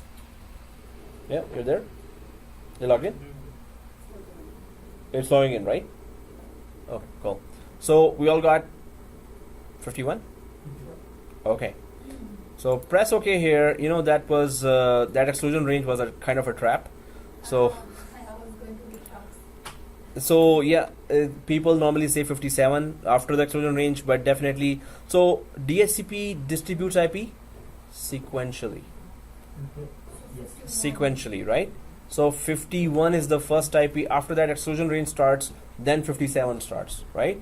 So it just distributes IP sequentially. If I go to details here, this one, so IP is 51 because 51. Then I started exclusion range from 52 up to 57, 56. So next one is 57, right? So it was just to prove that it just goes sequentially. It has to choose 51, then it will go to some other. So the next one, not some other. You basically select the DHCP scope, so and so IPs I want to use, and from that you take certain exclusion ranges for future reference, for future use. Yeah, And then whatever you indicate, those are not used. The ones from the scope is used. exactly, Like what you were saying. exactly. From the scope, what we use. See, I got it the other way around. I Mm. had it like everything else you use. So. Oh By the no, way, what scope name did you use? it's Quantum. yeah, Tor floor 3. Oh, okay. NY floor 3. So guys, we got it right, 51, and it's sequential. So it got DHCP as well. It got lease expiration here as well, lease obtained here, lease expiration here as well, and separate mask. Of course, the whole detail is there. So click close here, and let's put that 200. Oh well, before putting that, let's not put that. Before putting that, I'm gonna go back to server 1 inside the DHCP now. I'm gonna go back to server 1 inside the DHCP now, and let's expand that scope here. I hope you're all inside the DHCP console in server 1. So let's go to server 1 and click the address lease here. So if DHCP has given an IP, its record is here in address lease, right? So this is the name. It got the name here. It got the IP here. And if you see the whole detail, all lease expiration is this. So suppose in a large organization, you will see hundreds or thousands of computers here, right? If you go a little to the right side here, a little scroll to the right side, oops. And what is this unique ID? Oh, there's the MAC. Yes, MAC address. So MAC address of a network card, you can actually grab from here as well. Otherwise, it's there are commands there. Get MAC is the command. Get MAC, you can just put in a command prompt, and it will give you the MAC address of the local machine, or get MAC /s and the computer name. Any remote machine, get the MAC address from there as well, right? So it is the MAC address exactly, and you don't have to go and otherwise on the device, what is the command for the MAC address as well?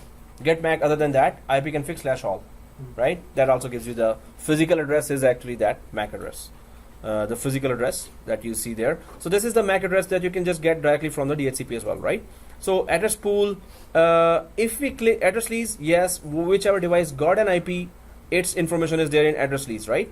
If we go to address pool here, now, seriously, it was supposed to give me, exclusion range here as well, but it did not. Because I think I know why.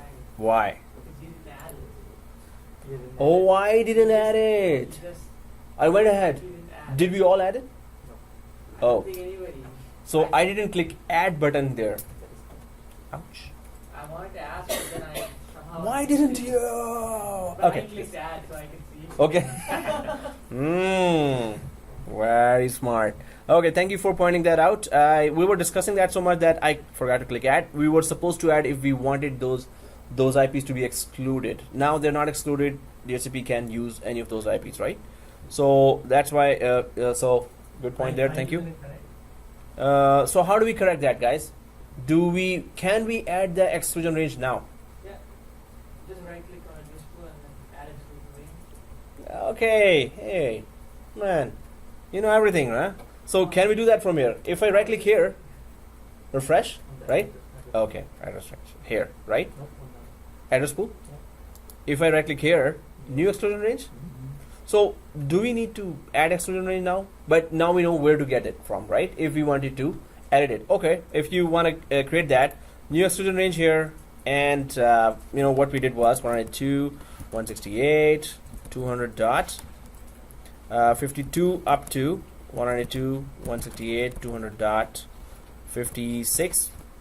That's what we decided to put there. So 52 up to 56 and click add here, and now that's there, right? We can add any more. But the main thing is that exclusion range. Why would you want to use that?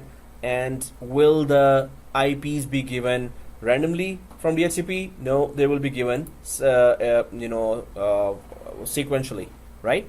And exclusion range, if you wanted to add, it's there. So what is the difference between exclusion and reservation?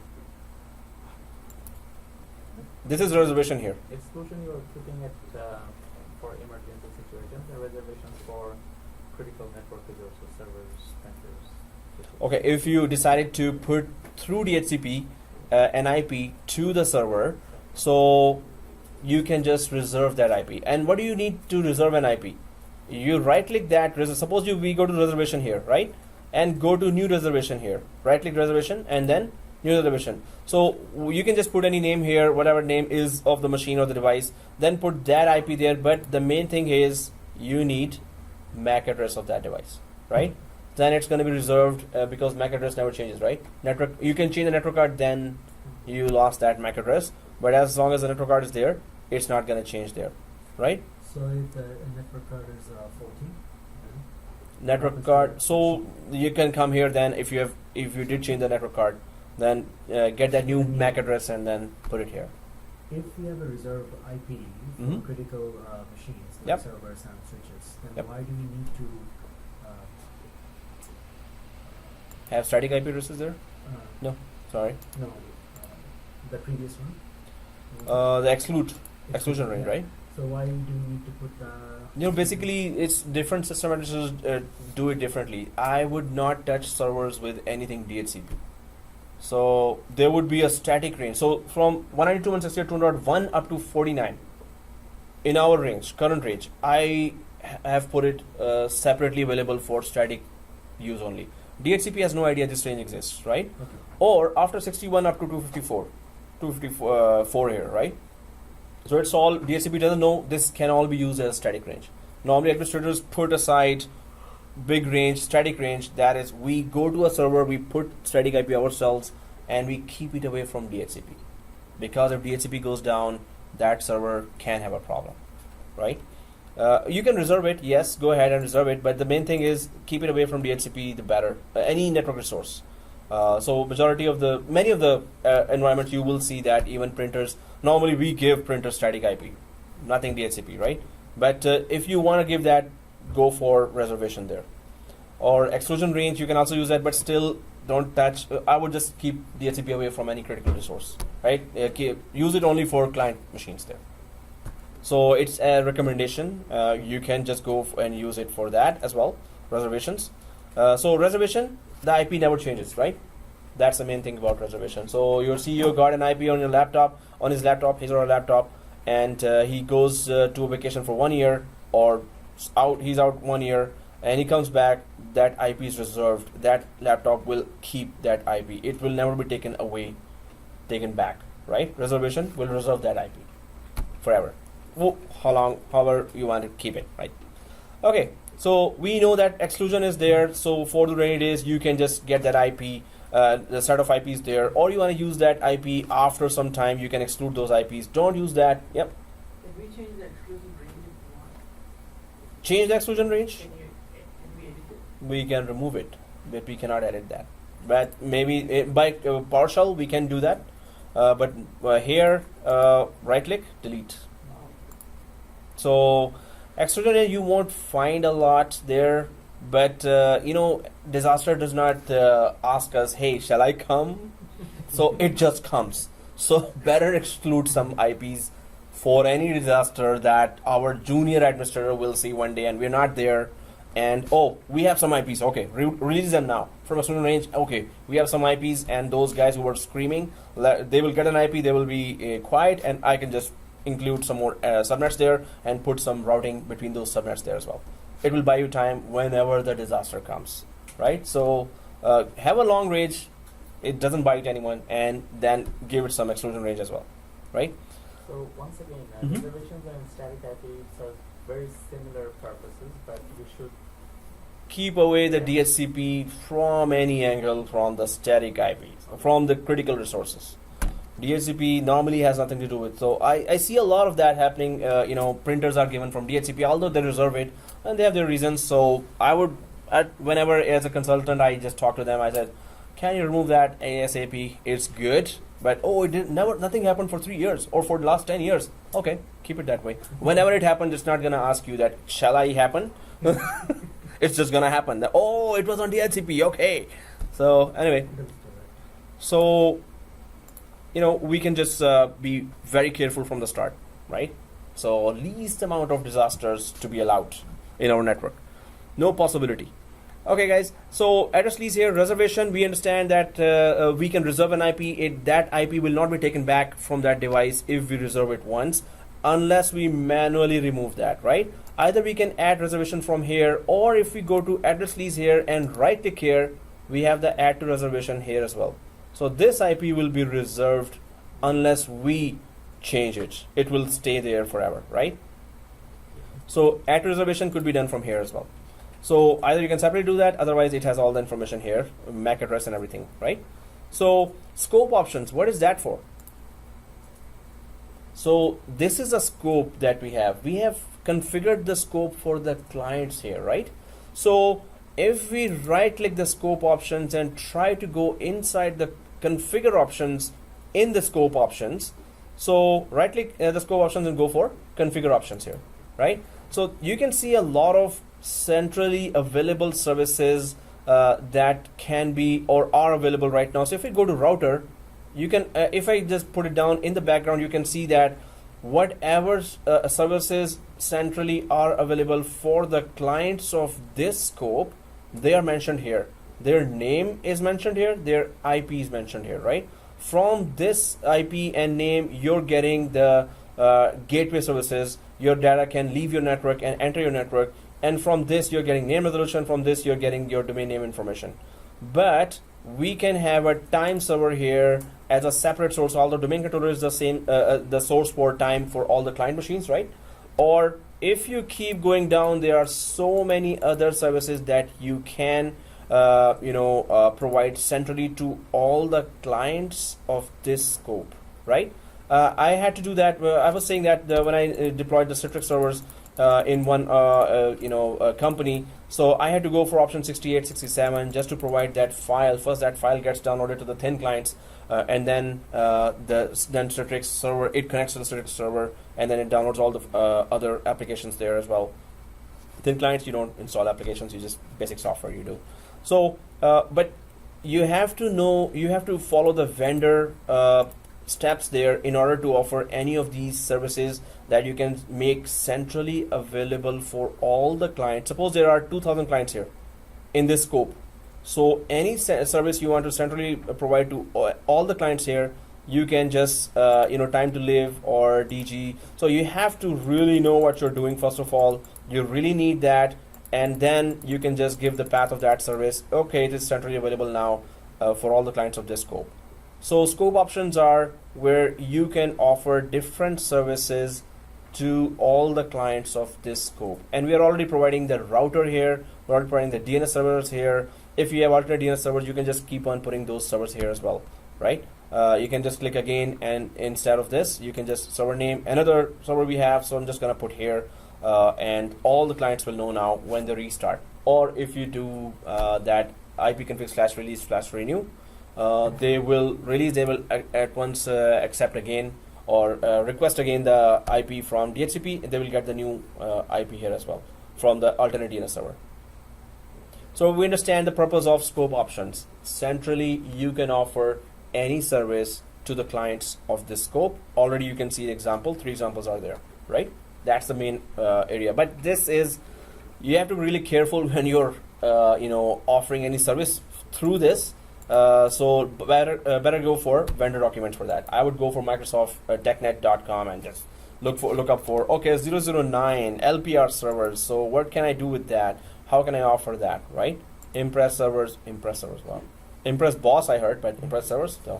So anyway, so host name or any other service, you have to know really what it is for.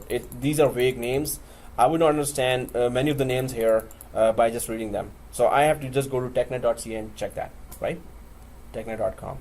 So anyway, centrally you want to offer any service to all the clients here of the scope, go ahead and do that, right? So, and then there are policies. Okay, that's filters. It's easy, but that's part of the next course here, where we're going to go for some advanced options. We're going to be having high availability of DHCP as well. We're going to try to then create some policies according to the scope options that we have created here. You can just put a policy here according to, suppose if you want to give a certain number of clients that one DNS server, and you want another alternate DNS server to be giving the name resolution within the scope to, suppose 1,000 clients, you're getting DNS name resolution from this, and the other 1,000 from another alternate DNS server. So you can put some policies here that certain clients will get certain central services here, or certain clients should not get those certain central services, right? It requires some coding there as well, but the main thing is that you can put some policies according to scope options that you've selected. Also, when you have 2 DHCPs, when you have Okay, when I say 4 DHCP, that's totally crazy, but we can have 4 DHCPs in a big environment as well. But you just have to give different IPs. So when you have that multiple DHCPs working in the same environment, for high availability or split scope, we're going to do that lab as well. We're going to do the crash test for that as well. But if you have that, then you use also policies that which DHCP you want to offer the services to the client first, which DHCP should be offering that service later, or let the DHCP wait, and whenever this is down, go for that, right? So there are many applications of that. Also, filters is also that which IP should be allowed to be, which MAC address should be allowed to be given any IP, which MAC address should be denied. So you grab a MAC address, okay, maybe the hacking attack was done from there, or you don't want this computer to be used on the network for a certain amount of time. The guy is out on the vacation. It's a CEO PC or CEO server. Some files are there. I don't want it to be connected for some time. Server, I would not touch DHCP. But anyway, you put a MAC address and then put the deny list. That IP will not get an IP address from there. Or allow list, yes, it will also always. So when you put anything on deny list, just remove it from deny and put it to allow. So at once it will get an IP from there at that time, right? We're going to do that lab later. This is just about waiting for the client. We need to install Windows 10 as well, guys, because we need to later do WDS, Windows Deployment Services, and WSUS, which is Windows Server Update Services. Now I'm taking some vague names, but some of us may know what are those services. WDS for Remote Deployment of Images over the Network. WSUS is for patching, right? So all Windows patches you do, Windows Server Update Services, WSUS. So we're going to be doing that as well. So we need Windows 10 client, and we're going to be then checking when we have a client here, the rest of the DHCP services. So there are many advanced options here, but we're covering the course objectives right now. Any questions about DHCP till now? These are basics, exclusion, reservation, lease. Okay, not basics. A little more than basics, yeah. We just wanted to touch every option that is visible to us, but then there are many options that are more advanced. Believe me, that was not advanced. When you hear those options, you will see, okay, yeah, that was basics. Now I believe you. You know, way back when you said basics, yeah, now I believe you. Anyway, guys, so this is DHCP, but we need to go for further roles there. This is the basic working of a DHCP. Okay, I will refrain from saying basic again. This is the working of DHCP that should be there for day-to-day usage. You're going to use those options anyway, right? So we understand those options. We can make some changes there. And let's go ahead if there are no questions. Okay, let's minimize that. And we need to create 390 users with PowerShell. And later we're going to use those users a lot for experimental uses. We're going to do experiments on those users. Okay, that's not Halloween kind of experiments. It's I'm just going to give you a script. You know that copy pasting of the script takes forever, but let's see. So I'm going to send you, please open your Gmails, and I'm going to send you a script. And it's going to be easy, but we need to touch PowerShell from time to time. I'm going to be, I'm going to send you some scripts from time to time for all the other roles that we're going to be installing there. So please open your Gmail now, because you're added to the Google group.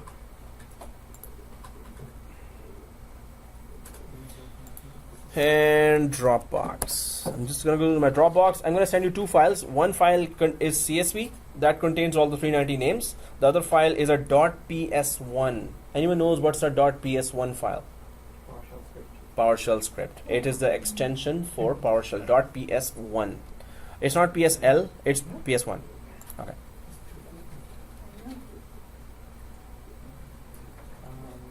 Yep. What's the Wi-Fi? Yeah, it's ABCD 1 to 3 ABC. Small case. Is it in the voice? Yes, it's in a voice. Sorry, ABCD? No, ABC, 1, 2, 3, ABCD. Huh? ABC, D. D. Then 1 to 3, then ABC. All the lowercase. Yeah. So first ABCD, then. Okay, guys. So these are the 2 files here, and somebody is a sponsor of Timbits. Okay, no. So These are the two files. One is create lab users.ps1. So this is a script that's going to grab the 390 names from .csv file, and then it's going to create all the usernames in Active Directory. This script you can use anywhere. Just keep on editing this script. You want to add department names of the users, you want to add some more, you can work on that script if you want, but we're going to use it to create 390 users in PowerShell, from PowerShell in Active Directory, so we don't have to create ourselves number of users names. So let's just go ahead. I'm just going to create that, so I'm just going to select this and click share and create the copy link. It has created a share link for me, and I'm gonna go for group here, gr, and our class is 7/7/40/16 September. Okay, so I'm just gonna send that. So PowerShell script to create 390 users. Guys, we have to copy these two files to the server 1 now. Inside the C drive, we're going to create a script folder, but I'm going to tell you. So 390 users, I'm just going to send the files. And the first is the .ps1 PowerShell file. Did you select the CSV file as well? Or? Yeah, I'm going to create a separate link for that now. And there is I'm going to uncheck that. labusers.csv, that has all the name in the proper format that it's going to follow. Copy link, and this is it. .csv. Okay, guys, so please check your Gmail now. What does Yep. 390 means? 390 users. Yep. What does it mean? What is it? 390 users. Suppose you're given the task to create 200. 390 people. Yeah, 390 people. You want to create Active Directory users. So we can just create it like this in 2 minutes instead of 2 hours or 3 hours. No, 1 hour if you're fast. Okay, guys. So did we? Please confirm if you got it in your Gmail. Okay, cool. So second thing, guys. You can download it, but where do you put it in server 1? Please go to server 1 first, go to C drive of server 1 and create a folder called script, and then copy this or paste these two files inside that. So I'm going to server 1 now, server 1 here, and I'm going to this PC and C drive of server 1, and then I'm just creating a new folder. So everyone on server 1? Yeah. So go to server 1, go to C drive, create a new folder called scripts.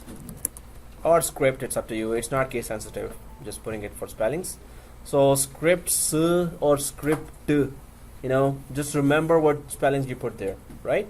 So I'm just creating a folder inside C drive of server 1, and it's a scripts folder. It's an empty folder now. And I'm just double clicking it because I'm going to put those two files after downloading. I'm going to copy paste those files inside this folder called scripts, right? So please go ahead and download those files from your Gmail and paste it inside the scripts folder, right? So let me know if there's help needed here. So I'm just gonna, because those files are in my computer, so I'll just grab it from there. It's not software scripts. Yep. Did you receive any Gmail? Yeah. In the email, did you? And save it to. There are two links. So save it locally to anywhere. First in the desktop. So once you click download, down below you see that link there, open folders, and you will see that link. I'm coming there. So I'm just gonna copy these two files, create labusers.ps1 and labusers.csv inside the server 1. See this? Now it should look like this. Your scripts folder should look like this now. Yep.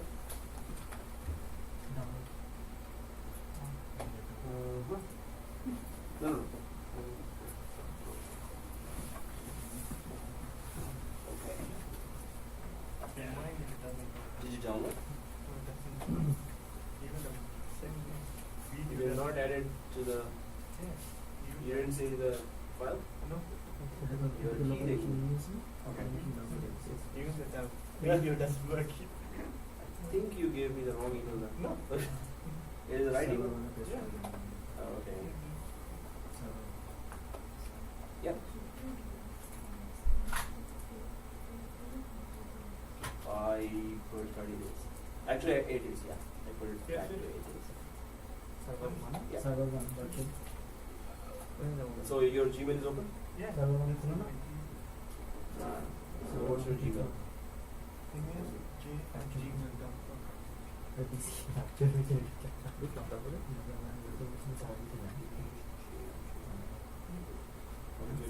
Click any of the file. Open it in Chrome. That's Chrome. This is Chrome. I tried the Chrome too. Server one is Oh, download.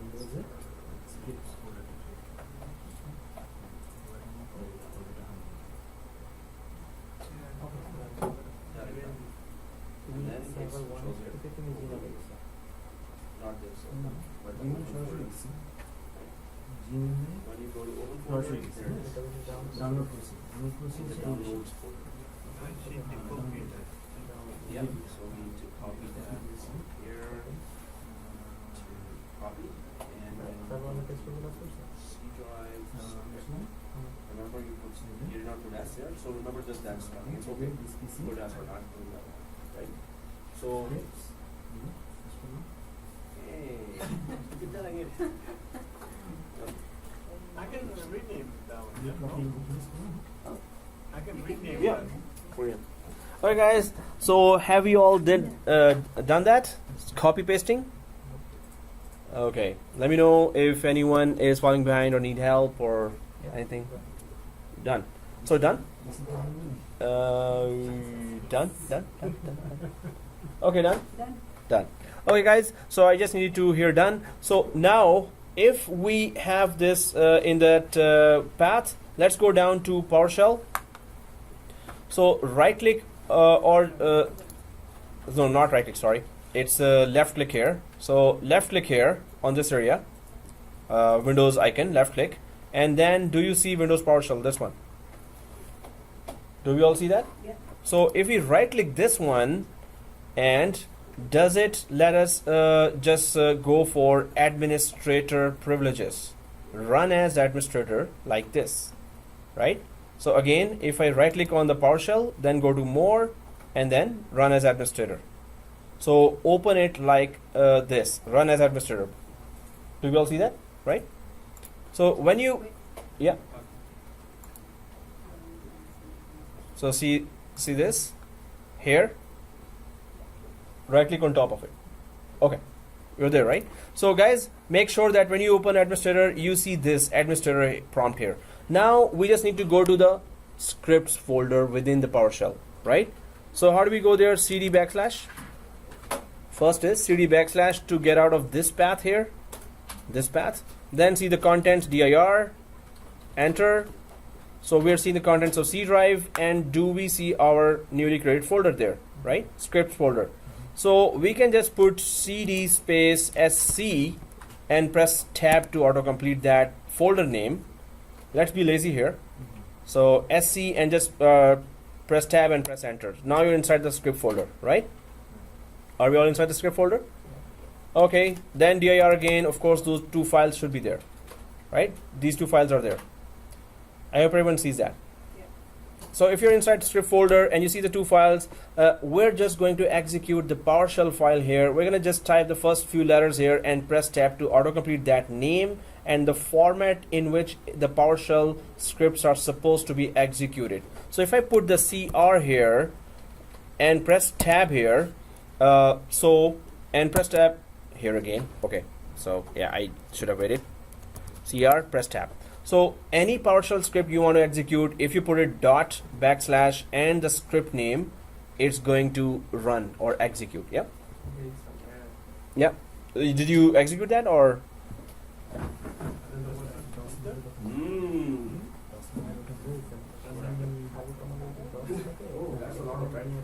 with the steroids on it. মানে ওই বহুত ইয়েগুলো connect করছে আর কি বইয়ের সাথে 10 minute use করতে SC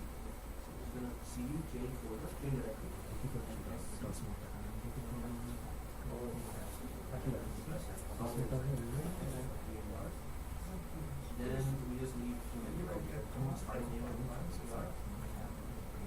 you're ready to execute that. Okay, guys. So here, are we ready? Are we ready? Okay. So press enter if this is where your file is. So once you press enter, it asks something. Where is your CSV file where all the 390 names are located? So we know where that is, right? Just go to the scripts folder, and there's the file. Everyone sees that file? Yeah. Okay, let's see the magic. I love it every time I do that. Okay, so yep, once it is done, so we need to prove where those accounts are.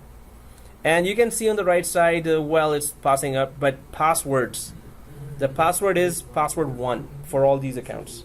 Capital P, password 1. So whenever we try to log in, the password here is password 1. We can change it, go to the script, and just change your password whenever you want. If you want to run it at home, just go inside the PS1 script, and you can change the password as well.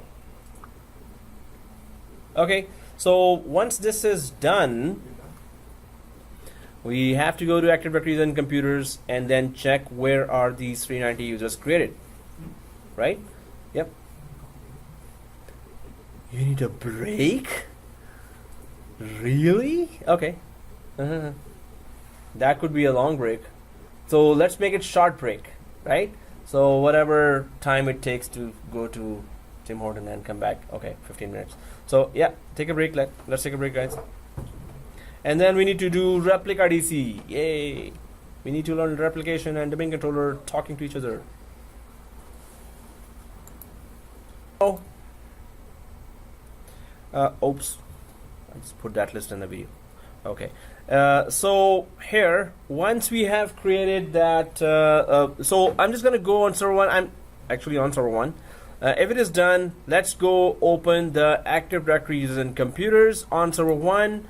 And do we know which container was created because of that? Do we see that container? He?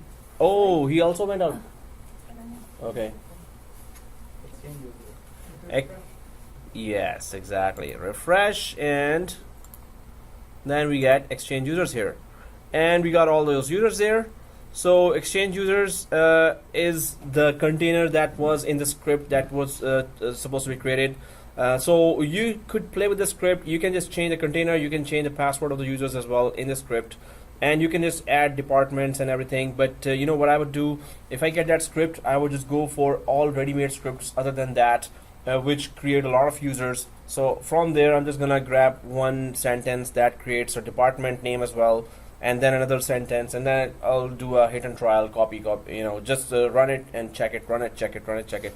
And then I'll have a very cool script that if you want to create a lot of users, just put all the information in the CSV file, and with the proper format, it's going to add to all the Active Directory, right? So now what we need to do is, no, that's too long for a break. Okay. So let's just go ahead, guys, and try to put the server 2 back to static IP because it is still a server. Critical resource, we did check it as a client. I'm going back to server 2 here, and I'm just changing the dynamic IP to static IP here because now we need to check ReplicaDC and why do we need that, what are the replication scenarios there, and discuss the whole thing. 192.168.200.2, it was that, and the gateway 192.168.200.50, 192.168.200.1. So we're changing that scenario. So here we're changing the scenario, and so we're just changing the IP. Why did I say scenario for that? Okay, it's 9 o'clock. So we're changing the IP back to 2. That's it. So well, let's just go ahead, press OK here, and press OK. Server 2 IP has changed now. 202. Sorry. Here. See that? 202. Yeah, it's here. For preferred DNS, yes, it is 1. Preferred DNS. But for gateway is 50. This one. Gateway is 50. yeah, is gateway.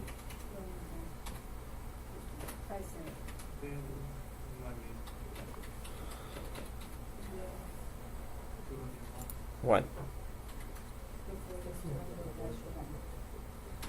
Alright guys, so press OK here, click close here, click close. Now guys, we do not want the 51 to be related to server 2, and we have given it a little longer time, that IP. So we need to double check our DNS A records there, right? So first of all, we're going to go for server 1 and DHCP as well. We have that DHCP still open in server 1. In server 1, if we have a DHCP, I have the DHCP open in server 1. And address list, if I go there, 51 is still there. Although I've removed that IP, if I refresh after clicking that address list and refresh, it goes away. Does it go away for everyone? Yeah. Right? So because we removed that IP from there, DHCP knows now, or when we refresh, that IP is there. So this is the end of our MCSA course. No, just kidding. Okay. So It's still in there. no, so if you click that, did you remove that static IP, right? Yeah, on server 2. Then when you come back here, It's still in there. Refresh. you not remove, you add the static IP, right? So refresh, if it's there, right click and delete it. Oh, just right. Okay. But after right click and delete, refresh again. If it comes back, No. it doesn't come back. Okay, we're good. Okay guys, so this is one thing. Let's just go, we're just going to close this DHCP and just quickly open the DNS as well, because we want to double check. So on server 1, open your DNS console here just to check if an extra A record has not been created. That server 2 is not only 192.168.2.2, but it is also 192.168.2.51 as well, right? That was just a DHCP testing we were doing. So I'm opening through tools, go to tools and go to DNS. Go to tools and go to DNS. Expand that server 1, go forward lookup zone, go for the domain zone here, and server 2 is only matched with 200.2 here, mapped with, right? So 51 is not added there as an IP. I'm just going to double check those records there for pointer or reverse lookup zone here as well. Of course, it should be the same information there as well. No, 51 was not attached to or mapped to server 2 as well. If it stays there long enough, it does attach that. Sometimes the A records are not gone from there. Now, if any server is trying to get some service, so it will be forwarded to the wrong IP as well. So anyway, normally we check that after we have removed some IP from some server. We have to go for A records and pointer records there. Okay guys, so as far as we're concerned, DNS is okay. There's nothing extra added or wrong added for the server 2 in terms of IP addresses. So I'm just going to close the DNS here. Just being careful here. So, yeah. If it was still there? Yeah. If it was an A record created for server 2. So already server 2 DNS says what? Server 2 is 192.168.2.2. And then you say 192.168.2.51 is there as well. So suppose server 2 was offering WDS service there, deployment services, and the client wants to create an image. So there's a request from a empty machine to get an image, grab an image from there. So if the wrong IP is there, the request might be denied as well. So if it is attending to wrong IP, right? If there are two IPs there. So which network card should be receiving the traffic? 51 can also receive the traffic. It can send the traffic to 51. 51 does not exist now. But if the A record is there, it's gonna send that request to server 2 51. And 51 is not there, so the request will be denied. While it doesn't exist, the A record is wrongly sending the traffic to that network card address as well. Right? Yep. My question was, Mm-hmm. if it still would show, what would we do? If it still shows in A record, Yeah. as an right click and delete. Yeah, that was it. Okay, guys. So if there's and sometimes not sometimes, from time to time, you should keep opening your DNS console. If you have like 100, 200, 300, 400 or thousands of machines, there will be some fake A records there. I call it fake, but actually those are those A records that those computers used to be there. They were deleted, and those computers were given some new names and IPs, but their older A record does not get deleted. So normally we used to do that every 6 months. Okay, let's go for it. There were like 80,000 machines in one of the banks, Scotiabank. So there we were just going for, checking all the DNS records there, A record, and checking actually if there's a client there for that record or not, right? Okay, guys. So here we have done the DHCP testing. We have talked about DHCP scenarios there, but the best practice, we are going towards our best practice scenario of minimum services that are available in our network that we can call as a Microsoft network, and it is also covering our exam objectives as well. So if we go for a scenario where we have 2 domain controllers, and it's not if, you should be going for that scenario, minimum you should have 2 domain controllers there instead of 1. So now, of course, we are already offering the service of global catalog, which is forest-wide search, AAA authentication, authorization, accounting, and then name resolution here as well. But if this goes down, it takes down all those services with it, and with it, I'm just still talking about FSMO roles, not Desmo. It's FSMO roles, FSMO. But we're going to talk in detail about that. So it takes down all those critical services. That's the only domain controller we have. What if we have this service being offered, GC and AAA being offered here as well, and name resolution service offered here as well, right? If that's the case here, that we need to offer it, so we need to install Active Directory here. When the Active Directory is installed on server 2, we will allow the name resolutions, or DNS will be installed there as well. And this means that if AD integrated DNS is installed here, then it should be installed here as well. So this means then they can their updates will be encrypted here, because DC to DC updates are always encrypted. So these updates will be encrypted as well, right? Now we need to deduct some results from there. We need to do some testing. First, what is the plan here?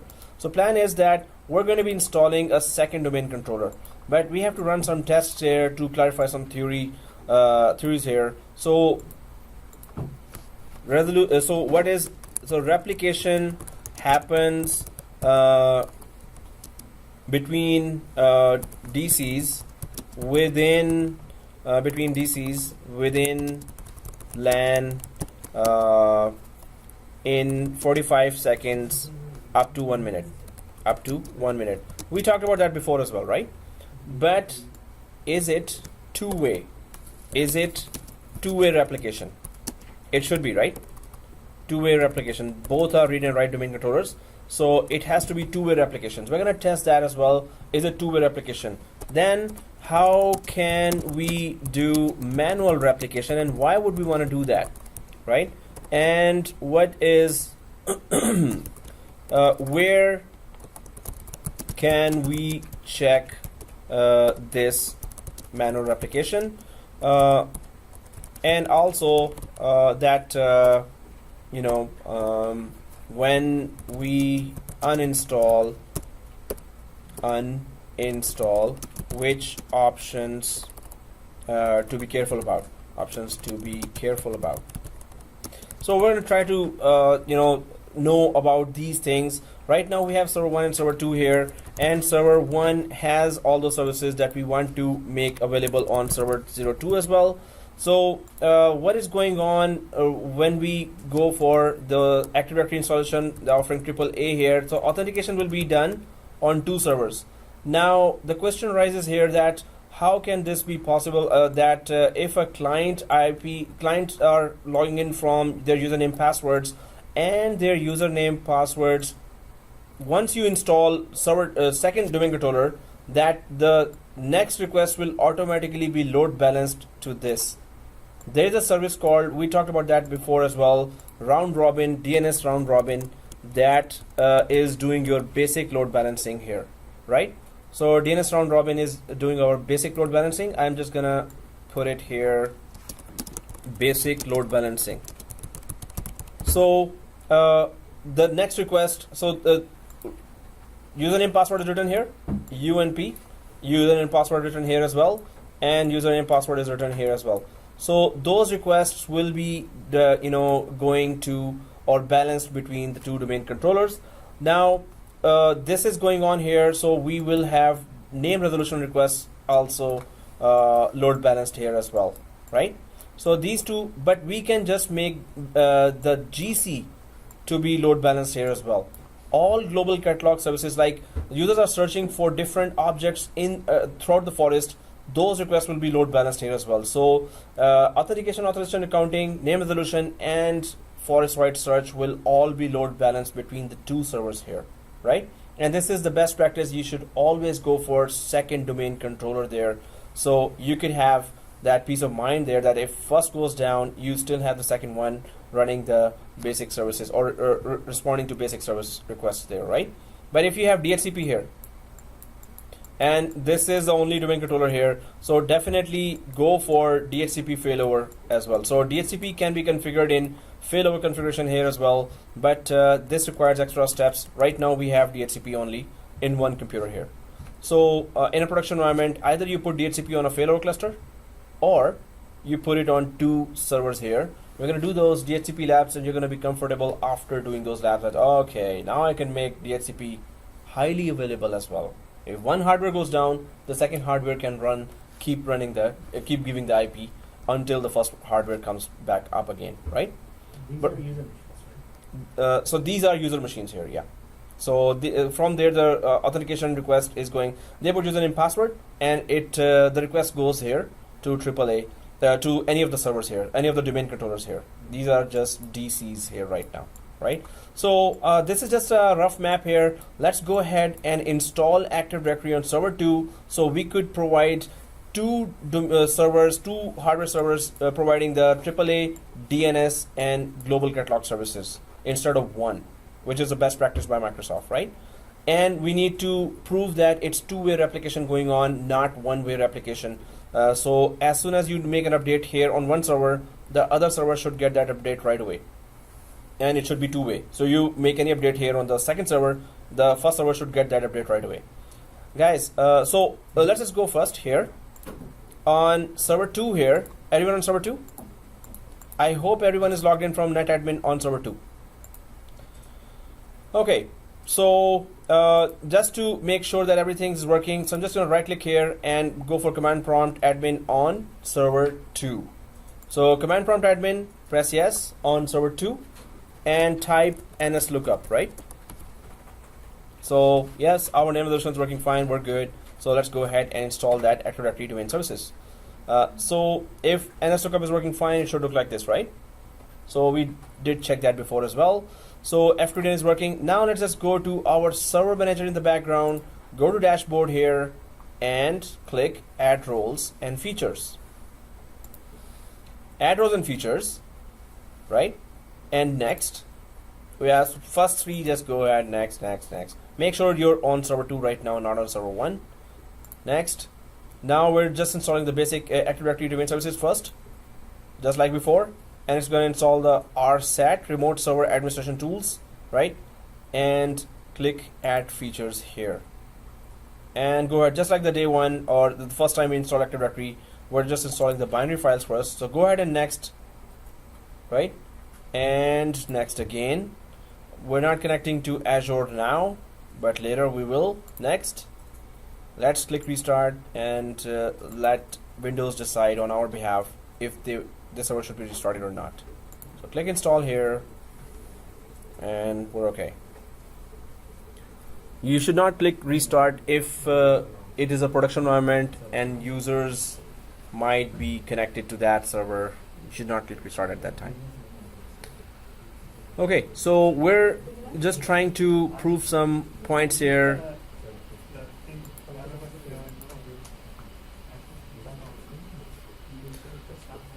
So okay, so we just talked about that anyway, so we're just waiting for it to install. get installed. Guys, here, these are the client machines here, and we are, you know, Win 8 or Win 7 or Win 10 is there, right?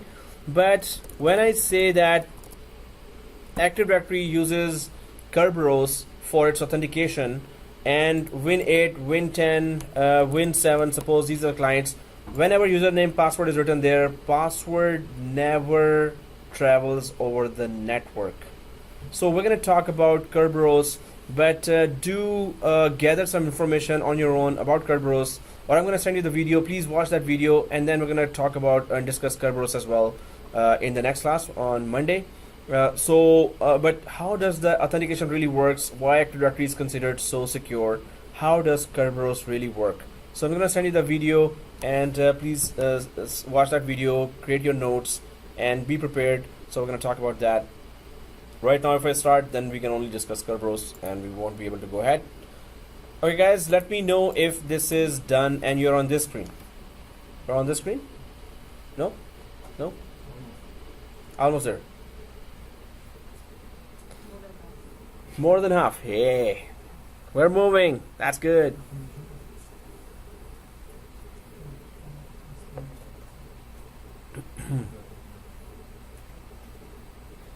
So, promote this server to a domain controller. Over there? Yeah. I'm trying to see the reflection in your glasses. So, we can promote this server to a domain controller. I hope everyone's there. You're there? No? Okay, you're there. And you're there. You're there. You're there. And we're all there. Okay, promote this server to a domain controller. So click that, promote this server to a domain controller. Now here, of course, we installed the Active Directory before as well, right? So what options are we selecting here? What option are we selecting here, right? So is it add new forest? Okay, other than that, between the two options, which option should we select to add a new domain controller, which is a ReplicaDC? No, yeah. First one? Everyone agrees with that, right? So it's the first one, right? First one is add a domain controller to an existing domain. We just have one domain called networksdomain.local, which is the root domain. If we click this option, suppose, then it's going to create a child domain or a tree domain. So we're not going to go for this option because we're not creating the domains yet here. So we're just going to stick to the first option here, that is adding a helper domain controller to our first domain controller, but the terminology is called ReplicaDCs, right? So we're adding a ReplicaDC here. Make sure you see here netadmin. We all see here netadmin, right? So let's go ahead and click next. So this will add DNS integrated Active Directory integrated DNS here, so they could be communicating with each other automatically. Global catalog server can be added here as well, but now it's going to give us a choice here. You want to uncheck that, you can uncheck that, but recommendation is, best practice is keep it selected here. Global catalog service, the more servers are offering that forest wide search and user logon, the better. Second domain controller can be created as a RODC, but we're not going to go for RODC. First, we're going for ReplicaDCs that you will most commonly use in a big environment, right?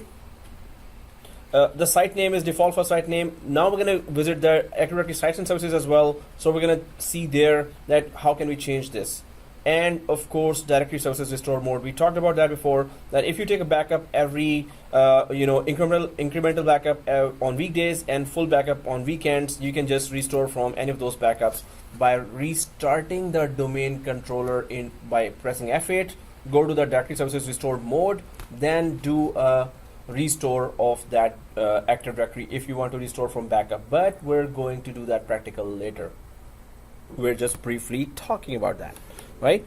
So if let's go ahead and put your class password here, right? Class password and next. So again, it is looking for an authoritative parent zone here, but it's not going to find it because we haven't installed DNS. We're in the process of installing our DNS, so we can safely ignore this error warning. Next. Now, this option did not come in the first installation of domain controller, which was creating our forest. So here, any domain controller, replicate from any domain controller. In our case, we have just one domain controller over the network, whatever we create there. So 390 users we create there, right? So 390 users and anything inside Active Directory will be replicated or copied from the first domain controller to this domain controller, right? As a habit, we don't have to do that now, but normally what your habit should be, normally system administrators or Active Directory administrators know that which domain controllers had least amount of errors. Suppose you know one domain controller, it restarted last week out of no reason, but it was okay. Now some domain controllers have more errors, some domain controllers have less errors. Yep. Are you getting any error message? I'm getting an error. We are getting error saying could not retrieve domain controllers. The external component has thrown an exception. Yeah. Same. Uh, And I only have. Everyone has? Yeah. I don't have the server one that is going to You also don't have it. You also don't have it? No, I'm good. Yeah, you also don't have it. Hey, the first line. You also you have it, right? Okay.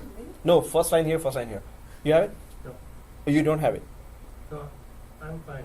You're fine. You're okay, right? And you're watching. Yes. Okay. Okay. Yeah. So what? So there's some communication gap here, or there's some problem with the communication. So you're thrown an exception. So I'm just gonna quickly try to check that out if 3 users got it. So resume now, because either we keep the firewalls on and add the exceptions, or we keep the firewalls off, right? We cannot have firewalls on and then not add exceptions and expect the traffic to come. So are we all seeing that, right? So if you're all seeing that, out of habit, I would want to not stick to any domain controller.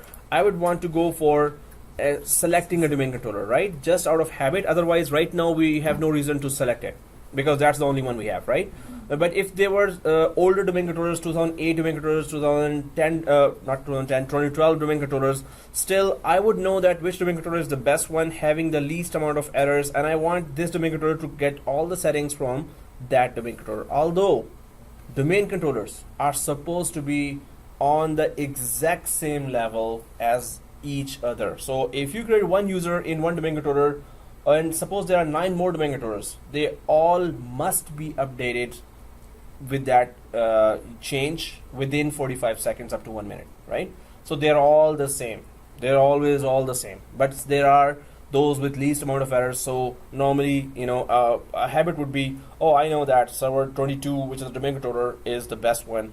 It is working fine. No errors in the event viewer. Some domain controllers have red errors in the event viewer. We don't have time to troubleshoot that, which is a very bad idea. But keep checking your event viewers always. If there are red errors, you're in big trouble. You could be in big trouble later. So, okay guys, here install from media, what does that mean? So suppose you don't have a network between the 2 domain controllers. Suppose this domain controller is in New York and the other domain controller is in Toronto. So New York, you're still putting up network, or the network is not reliable yet. So you can export all the Active Directory settings from server 1, put it in USB, and take it to your New York office, and then click the install from media here, and then give the path of that USB where all the Active Directory settings are exported to, and from here import all the Active Directory settings here, right? So install from media is you can install Active Directory. You can update this new domain controller with all the settings of Active Directory in server 1 by exporting it, and that command so we have to do those commands. IFM is another lab that how do you export everything from Active Directory into a folder, right? And then you can just put it in USB. That's also dangerous thing. You can just get the whole Active Directory of any company by running those 2 or 3 commands. So very dangerous. So you can crack all the passwords after that. Did I say that? Okay, don't do that. Disclaimer. Okay, so install from media, we can use it, but you need to know those commands to export the Active Directory, right? But here we can import if we don't have a reliable network, or we don't have a network at all, and we still need that domain controller, this domain controller, to be fully updated to that level where the first domain controller is, right? So we can use these 2 options, but we're going to use the network option. Yes, replicate over the network, and out of habit, I'm selecting this. Suppose there were 2 or 3 domain controllers, I would select the best one. having the least amount of errors in event viewer, right? So let's click next here if you understood everything on this page. And we know what these settings are. Log files, databases, sysvol, that is a repository and launching area of all the scripts and group policies, right? So we just need to know the purpose of each and every file here, right? Next, view script just shows you a PowerShell script that you can use to install Active Directory in some other member server without, it is unattended installation or zero touch installation. You don't have to attend that installation. It's just going to install for you, right? So next week I'm going to give you that assignment. Take the screenshots, use that view script, and hey, if you don't have a view script now, how can you take the screenshot? And we're already ahead. Okay, anyway, I'm going to send you that. So here, now, we can still go previous. Anyway, so we have these two warnings here, and of course we know that NT4, if you have there, it's not going to communicate properly with 2016, so we don't have that. And DNS is not there, it cannot find because we are in the process of installing that, so we can ignore both of these errors. And everything else is good. Go ahead and click install. So it's going to automatically restart as well. What we are expecting it to, so should it have, after installation when it logs in, should it have 390 users as well or not? Yes. Yes? Everyone agrees to that? Okay. It must be updated to exactly what we do there. So once it is restarted, what are the future plans here? So replication happens between DCs within LAN in 45 up to 1 minute. 45 seconds up to 1 minute. It's not 45 minutes up to 1 minute. It's 45 seconds up to 1 minute. So we're going to test right away two-way replication. How can we test that? We're going to create an extra OU here or a group here, and we're going to check how soon it appears in the server 2. Then we're going to create an object here, and then we're going to go quickly to server 1, and we're going to check how soon that object appears there. But now guys, be ready for that. So as soon as you introduce a new domain controller, the replication from a new DC to an old DC takes 15 minutes in the start. We just installed it. Now you create an object here. So this way to this way. So from here to here, it will be fast. From here to here, it will. So wait for 15 minutes after the introduction of a new DC. Give it 15 minutes or maybe 20 minutes or 30 minutes, right? So then, so always try to install a domain controller or ReplicaDCs on the Fridays, on weekends, right? And give it, 30 minutes. They will get to know each other, and then try to put that object there. So when you put from 1 to 2, the replication goes right away. From 2 to 1, because it's newly installed, it's still trying to configure all those files after installation. So you will see that 15-minute delay. After 15 minutes, whatever you created here will show up here after 15 minutes. So don't try right away, right? So after that, half an hour maybe, when you put some object here and it does not show up there, it's a big problem. Then troubleshoot that. But if you had to troubleshoot a newly installed DC, I would just simply format the whole drive, install a new operating system, and then upgrade the whole thing again. Install the whole thing again, and then give it half an hour. DCs are supposed to be automatically replicating. If you have to troubleshoot right after installation, there's a problem. So that DC would be not reliable for me, and DC is the foundation of any network, right? If they're not reliable from the start, just make sure what was the problem, try to troubleshoot that, but then format the whole thing and install it again. Don't rely on that. If it starts doing a hiccup in the start, right, at the beginning. So I would just do that after finding out what the exact problem was. Suppose that problem comes again. Suppose there was a hardware issue. Suppose there was a memory corruption issue. So you would know that, okay, it's a hardware issue or a software issue. Was my ISO not good, or did I do something wrong, right? Properly investigate and then get rid of that, reinstall again. That's what I would do. It's an extreme step, but I want to be very careful, right? So this is what we are expecting two-way replication will work after half an hour, or replication from 2 to 1 will work after half an hour. For some students, maybe in 10 minutes it will show up right away.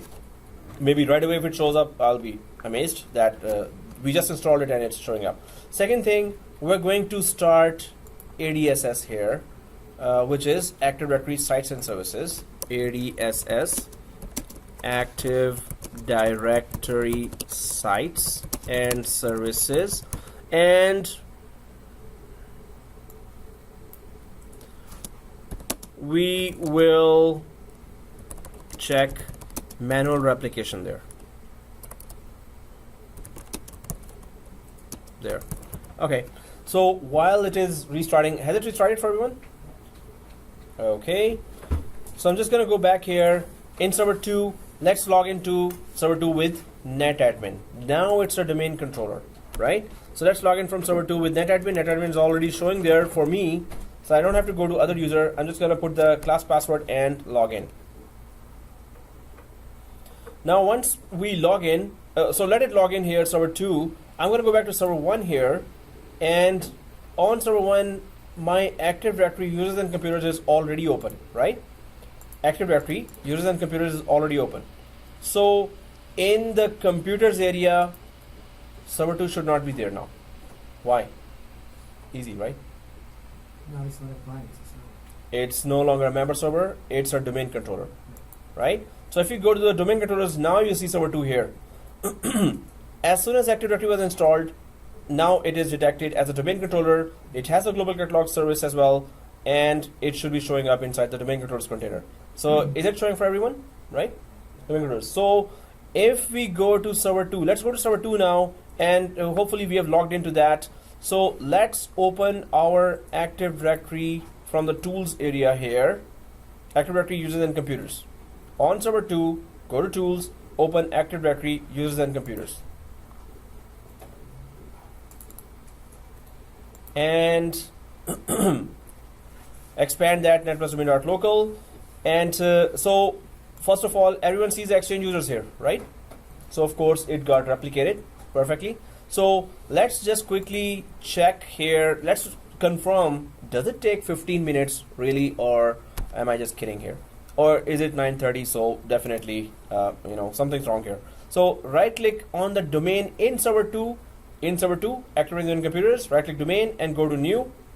Again, server 2, activating on computers, ADUC, and go to OU here. OU, okay, organizational unit, right? New organizational unit. Now click the organizational unit here, and we can just go for accounts DEPT, accounts department. So this is an OU or a container we are creating for accounts department. You can see that protect container from accidental deletion is selected, which is okay. So I'm creating on server 2 an object inside Active Directory. So go ahead and press OK after creating this accounts DEPT, right? Accounts DEPT. So when you press OK here, and always do a refresh. Refresh is our best friend here. Refresh, refresh, refresh, couple of million times only, right? So once we do that, let's run to our server 1 Active Directory just to check if anything showed up there. Refresh. And yes, account department for me shows up, which is against that theory of, hey, it takes 15 minutes to do that. Yeah. Oh, you didn't get it, right? So you also didn't get it right away. Okay. So some of us, you see that it might show up right away. Some of us, you will see 15 minutes. If it takes 15 minutes, don't panic, right? So that's the main message is, it's okay. If it's take 15 minutes, just give it 15 minutes or 10 minutes or 5 minutes. But it does take, it's not compulsory that it will take, but it does take that, right? So if it takes that, it's okay. But are we all on server 1? Let's check from there. So right click on server 1. So I'm on server 1, Active Directory users and computers. Right click on domain. Again, go to new here from server 1 now, and go to organizational unit here. On server 1, and let's create sales DEPT. Press OK, refresh, refresh, refresh, and check right away there. It should show up there. So if I refresh, go to the domain, refresh, refresh, refresh, refresh, refresh on server 1, on the domain, refresh it, right? Then if I go to server 2 here, and refresh here as well. Mhm. So sales show up, right? So again, 2-to-1 replication for majority of us is not working, and 1-to-2 replication is working, right? So if 2-to-1 is not working, it's okay. It was just newly introduced. It is still creating those communications connections. It is background configuration is still going on within the 2 domain controller, right? But after maximum half an hour, it better work perfectly. Otherwise, all alarms are up, because this is the foundation of our server, right? So it's gonna run the show. So it better run itself perfectly first. So yes, replication from 1 to 2 is perfect. 2 to 1, we are giving it time, right? While we're giving it time, we can just check one area there. Where? So let's go to server 1 here. We can open Active Directory sites and services from server 1 or from server 2. It's the same thing. Now these are twins, right? Except for Fismo roles, these are twins. What first knows, second must know. What second knows, first must know, right? So on server 1, let's minimize the Active Directory users and computers and go to tools on server 1, go to tools, and here Active Directory sites and services. So it deals with sites and domain controllers, right? Active Directory sites and services deals with sites and domain controllers, the physical components of Active Directory, right? So once I am on server 1 and clicking sites and services here,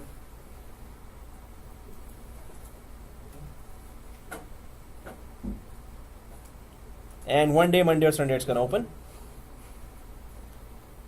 Okay, sometimes it pops up below here and we're like expecting it to be up there. Okay, it opened for me. I hope it opened for everyone, right?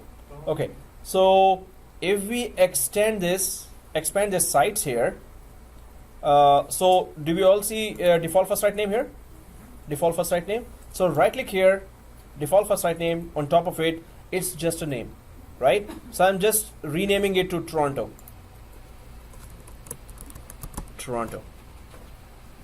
Later when we create another site, we're gonna go for, New York here. So, but I'm just creating it Toronto. We can change this name to anything. It's just a name, right? But now, all the resources under it, you will know that, okay, we're connected to the Toronto site here. So expand the Toronto site and then expand the servers, and you should be seeing the domain controllers that are living in this site, right? So these are the 2 domain controllers. I hope everyone is seeing that. But what we need to see here, I'm going to expand the server 1 here, and I'm going to expand the server 2 here as well. So there are NTDS settings for server 1, and there are NTDS settings for server 2. If I click server 1 NTDS settings, please click that. Do you see on the right side automatically generated? Mhm. This is the connector that is connecting the domain controller 1 to domain controller 2. And if we go to domain server 2 here, it also has automatically generated connector here. This is the connector that is connecting domain controller 2 to domain controller 1, right? These connectors normally don't appear right away. So they are appearing here for everyone. That's good. Now, I think you're on server 2. Or you're on server 1. Yeah, I'm on server 1. Server 1, Active Directory sites and services. So yes, that's where I'm saying that if newly installed domain controller does not show these things, it's okay. It's for next 15 minutes, 20 minutes, maximum half an hour. Everything should be in there. Oh, now it's appearing? Okay, cool. So this is just, and practically when you're doing that, don't panic. But after half an hour, scream and panic and throw that server away. No, just kidding. Okay, just kidding. Just troubleshoot what went wrong, right? Because take domain controllers seriously. Okay, guys, here, question to you. So we know that from domain controller through these connectors, the traffic is going from 2 to 1 and from 1 to 2. Now the scenario is, I want to see that server 1, I created one user called John. From server 1, I wanted to see that in server 2, but server 2, it did not appear. And I'm saying that after 6 months, domain controllers are working fine, and all of a sudden, I created user John and it's not appearing here. So I want user John from server 1 to server 2 to be replicated right away, because user John is waiting, right? He wants to log in. So I go to server 2 here. Everyone on server 2? Do you see it automatically generated here? So if I right click on this connector here, it says replicate now, right? So I want the traffic to be replicated from server 1 to server 2, and sitting here and you seeing the whole options here, which way the traffic will replicate. This is a manual replication. This is the last resort. Never use it, commonly. This is the last resort. Oh, replication is not working and I need to replicate now. Only then come here. Otherwise, they better be working automatically. If they're not working, this is a big deal. So really take it seriously. Okay, which way the traffic is moving now if I click replicate now? 2 to 1? Huh? 1 to 2. I'm on 2 and I want. So if I click now here, regardless of what my requirements are, which way the traffic moves if I replicate click now? So you're saying 2 to 1. 2 to 1. 2 to 1? 1 1 to 2. to 2? 1 to 2? 1 to 2? 1 to 2? So, What others said? Okay. Whatever others said.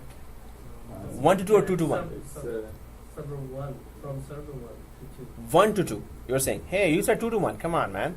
Okay. Huh? Server 01 to 2. So if we are in 2 and I replicate now, it says from server. From. It's all grammar in English. No, but this is confusing. So this is a pull replication. It's pulling the information. It's not that you go there and push it to server 2. You have to request it from where you want the information to be. You need to go there and from there pull the information, right? So it will be from server. There is no option of push replication. There are other with commandlet you can push replication, but this is pull replication. So we have to be very careful. We want the information here, but we go here and we replicate now. So actually whatever we didn't want, we are putting it back to that server where we want something, right? So the thing is, it's a pull replication. Second thing, guys, because time is already up. Second thing is, right click here on entity settings, any one of those, and go to properties. Our best friend is waiting for us there. Who's that? Global catalog. This is how you uncheck it.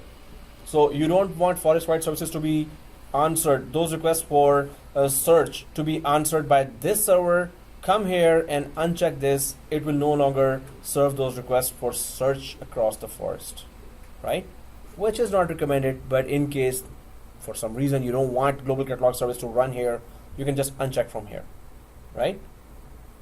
Which is not a good idea. Okay, we know that now, right? Where it is.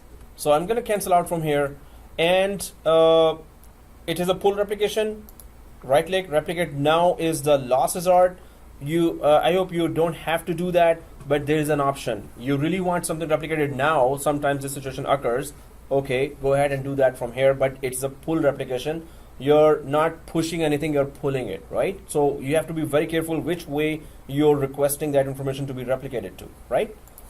So, yep.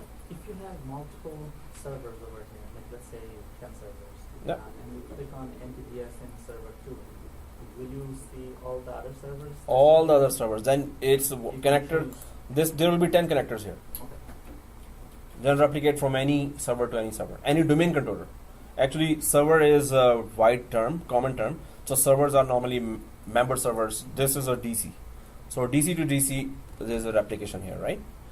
So definitely you will just go to that connector. Can you dictate, like let's say if you have a collection of 20 DCs, Mhm. can you dictate I want replication from this to this and this to that and stuff like that? With commandlets, with PowerShell command, you can, but yeah, we have to be very careful about that, or we should know that exactly that's what we want. Suppose that computer, that first domain controller has some errors there or some wrong settings there. It will automatically send it to all. It will go to any way others, but to specific servers, we can do that too. Yeah. Okay, guys. So here, this is all about replication. Well, not all about. This is just a brief information about replication, and we tested the replication two-way as well. In my case, two-way worked right away, but in majority of the case, by now maybe it is working, But in the at home when you're redoing the lab, please redo all the labs. You should just check that and test yourself again with all these configurations. We need to still check a few more things, but we're gonna continue on Monday then. Let's pack up now. Or if you are enjoying, let's continue. Okay, so next topic is okay. So okay guys, so this video you will receive, and please redo those labs and take screenshots, put it in Microsoft Word documents, and please send it to me, right? Screenshots are due when you get the video. So if you're sending the video, it's good for you. Put it on Microsoft Word document. Snapshot, okay, not screenshot. Yeah, snapshot is, yes, you can take a snapshot now, so it should be intact. But if you shut down, it's still safe. Nobody's hurting it. No, I know. Yeah, so but if you want to take a snapshot, it will be just ReplicaDC added. That's all, right? ReplicaDC added. Well, okay. You know, normally we just take a snapshot of the first 2 days where we have the critical configuration. You want to take it, just put whatever we did. You can just put in your own words, right? But we don't have to, because it's, you know, taking some space. Very small, yeah. So I'm shutting down the first and second machine, and we continue. We need to uninstall, and during uninstallation there are many concepts that we need to learn there during installation of Active Directory. How to properly uninstall an Active Directory. Alright guys, so I'm stopping.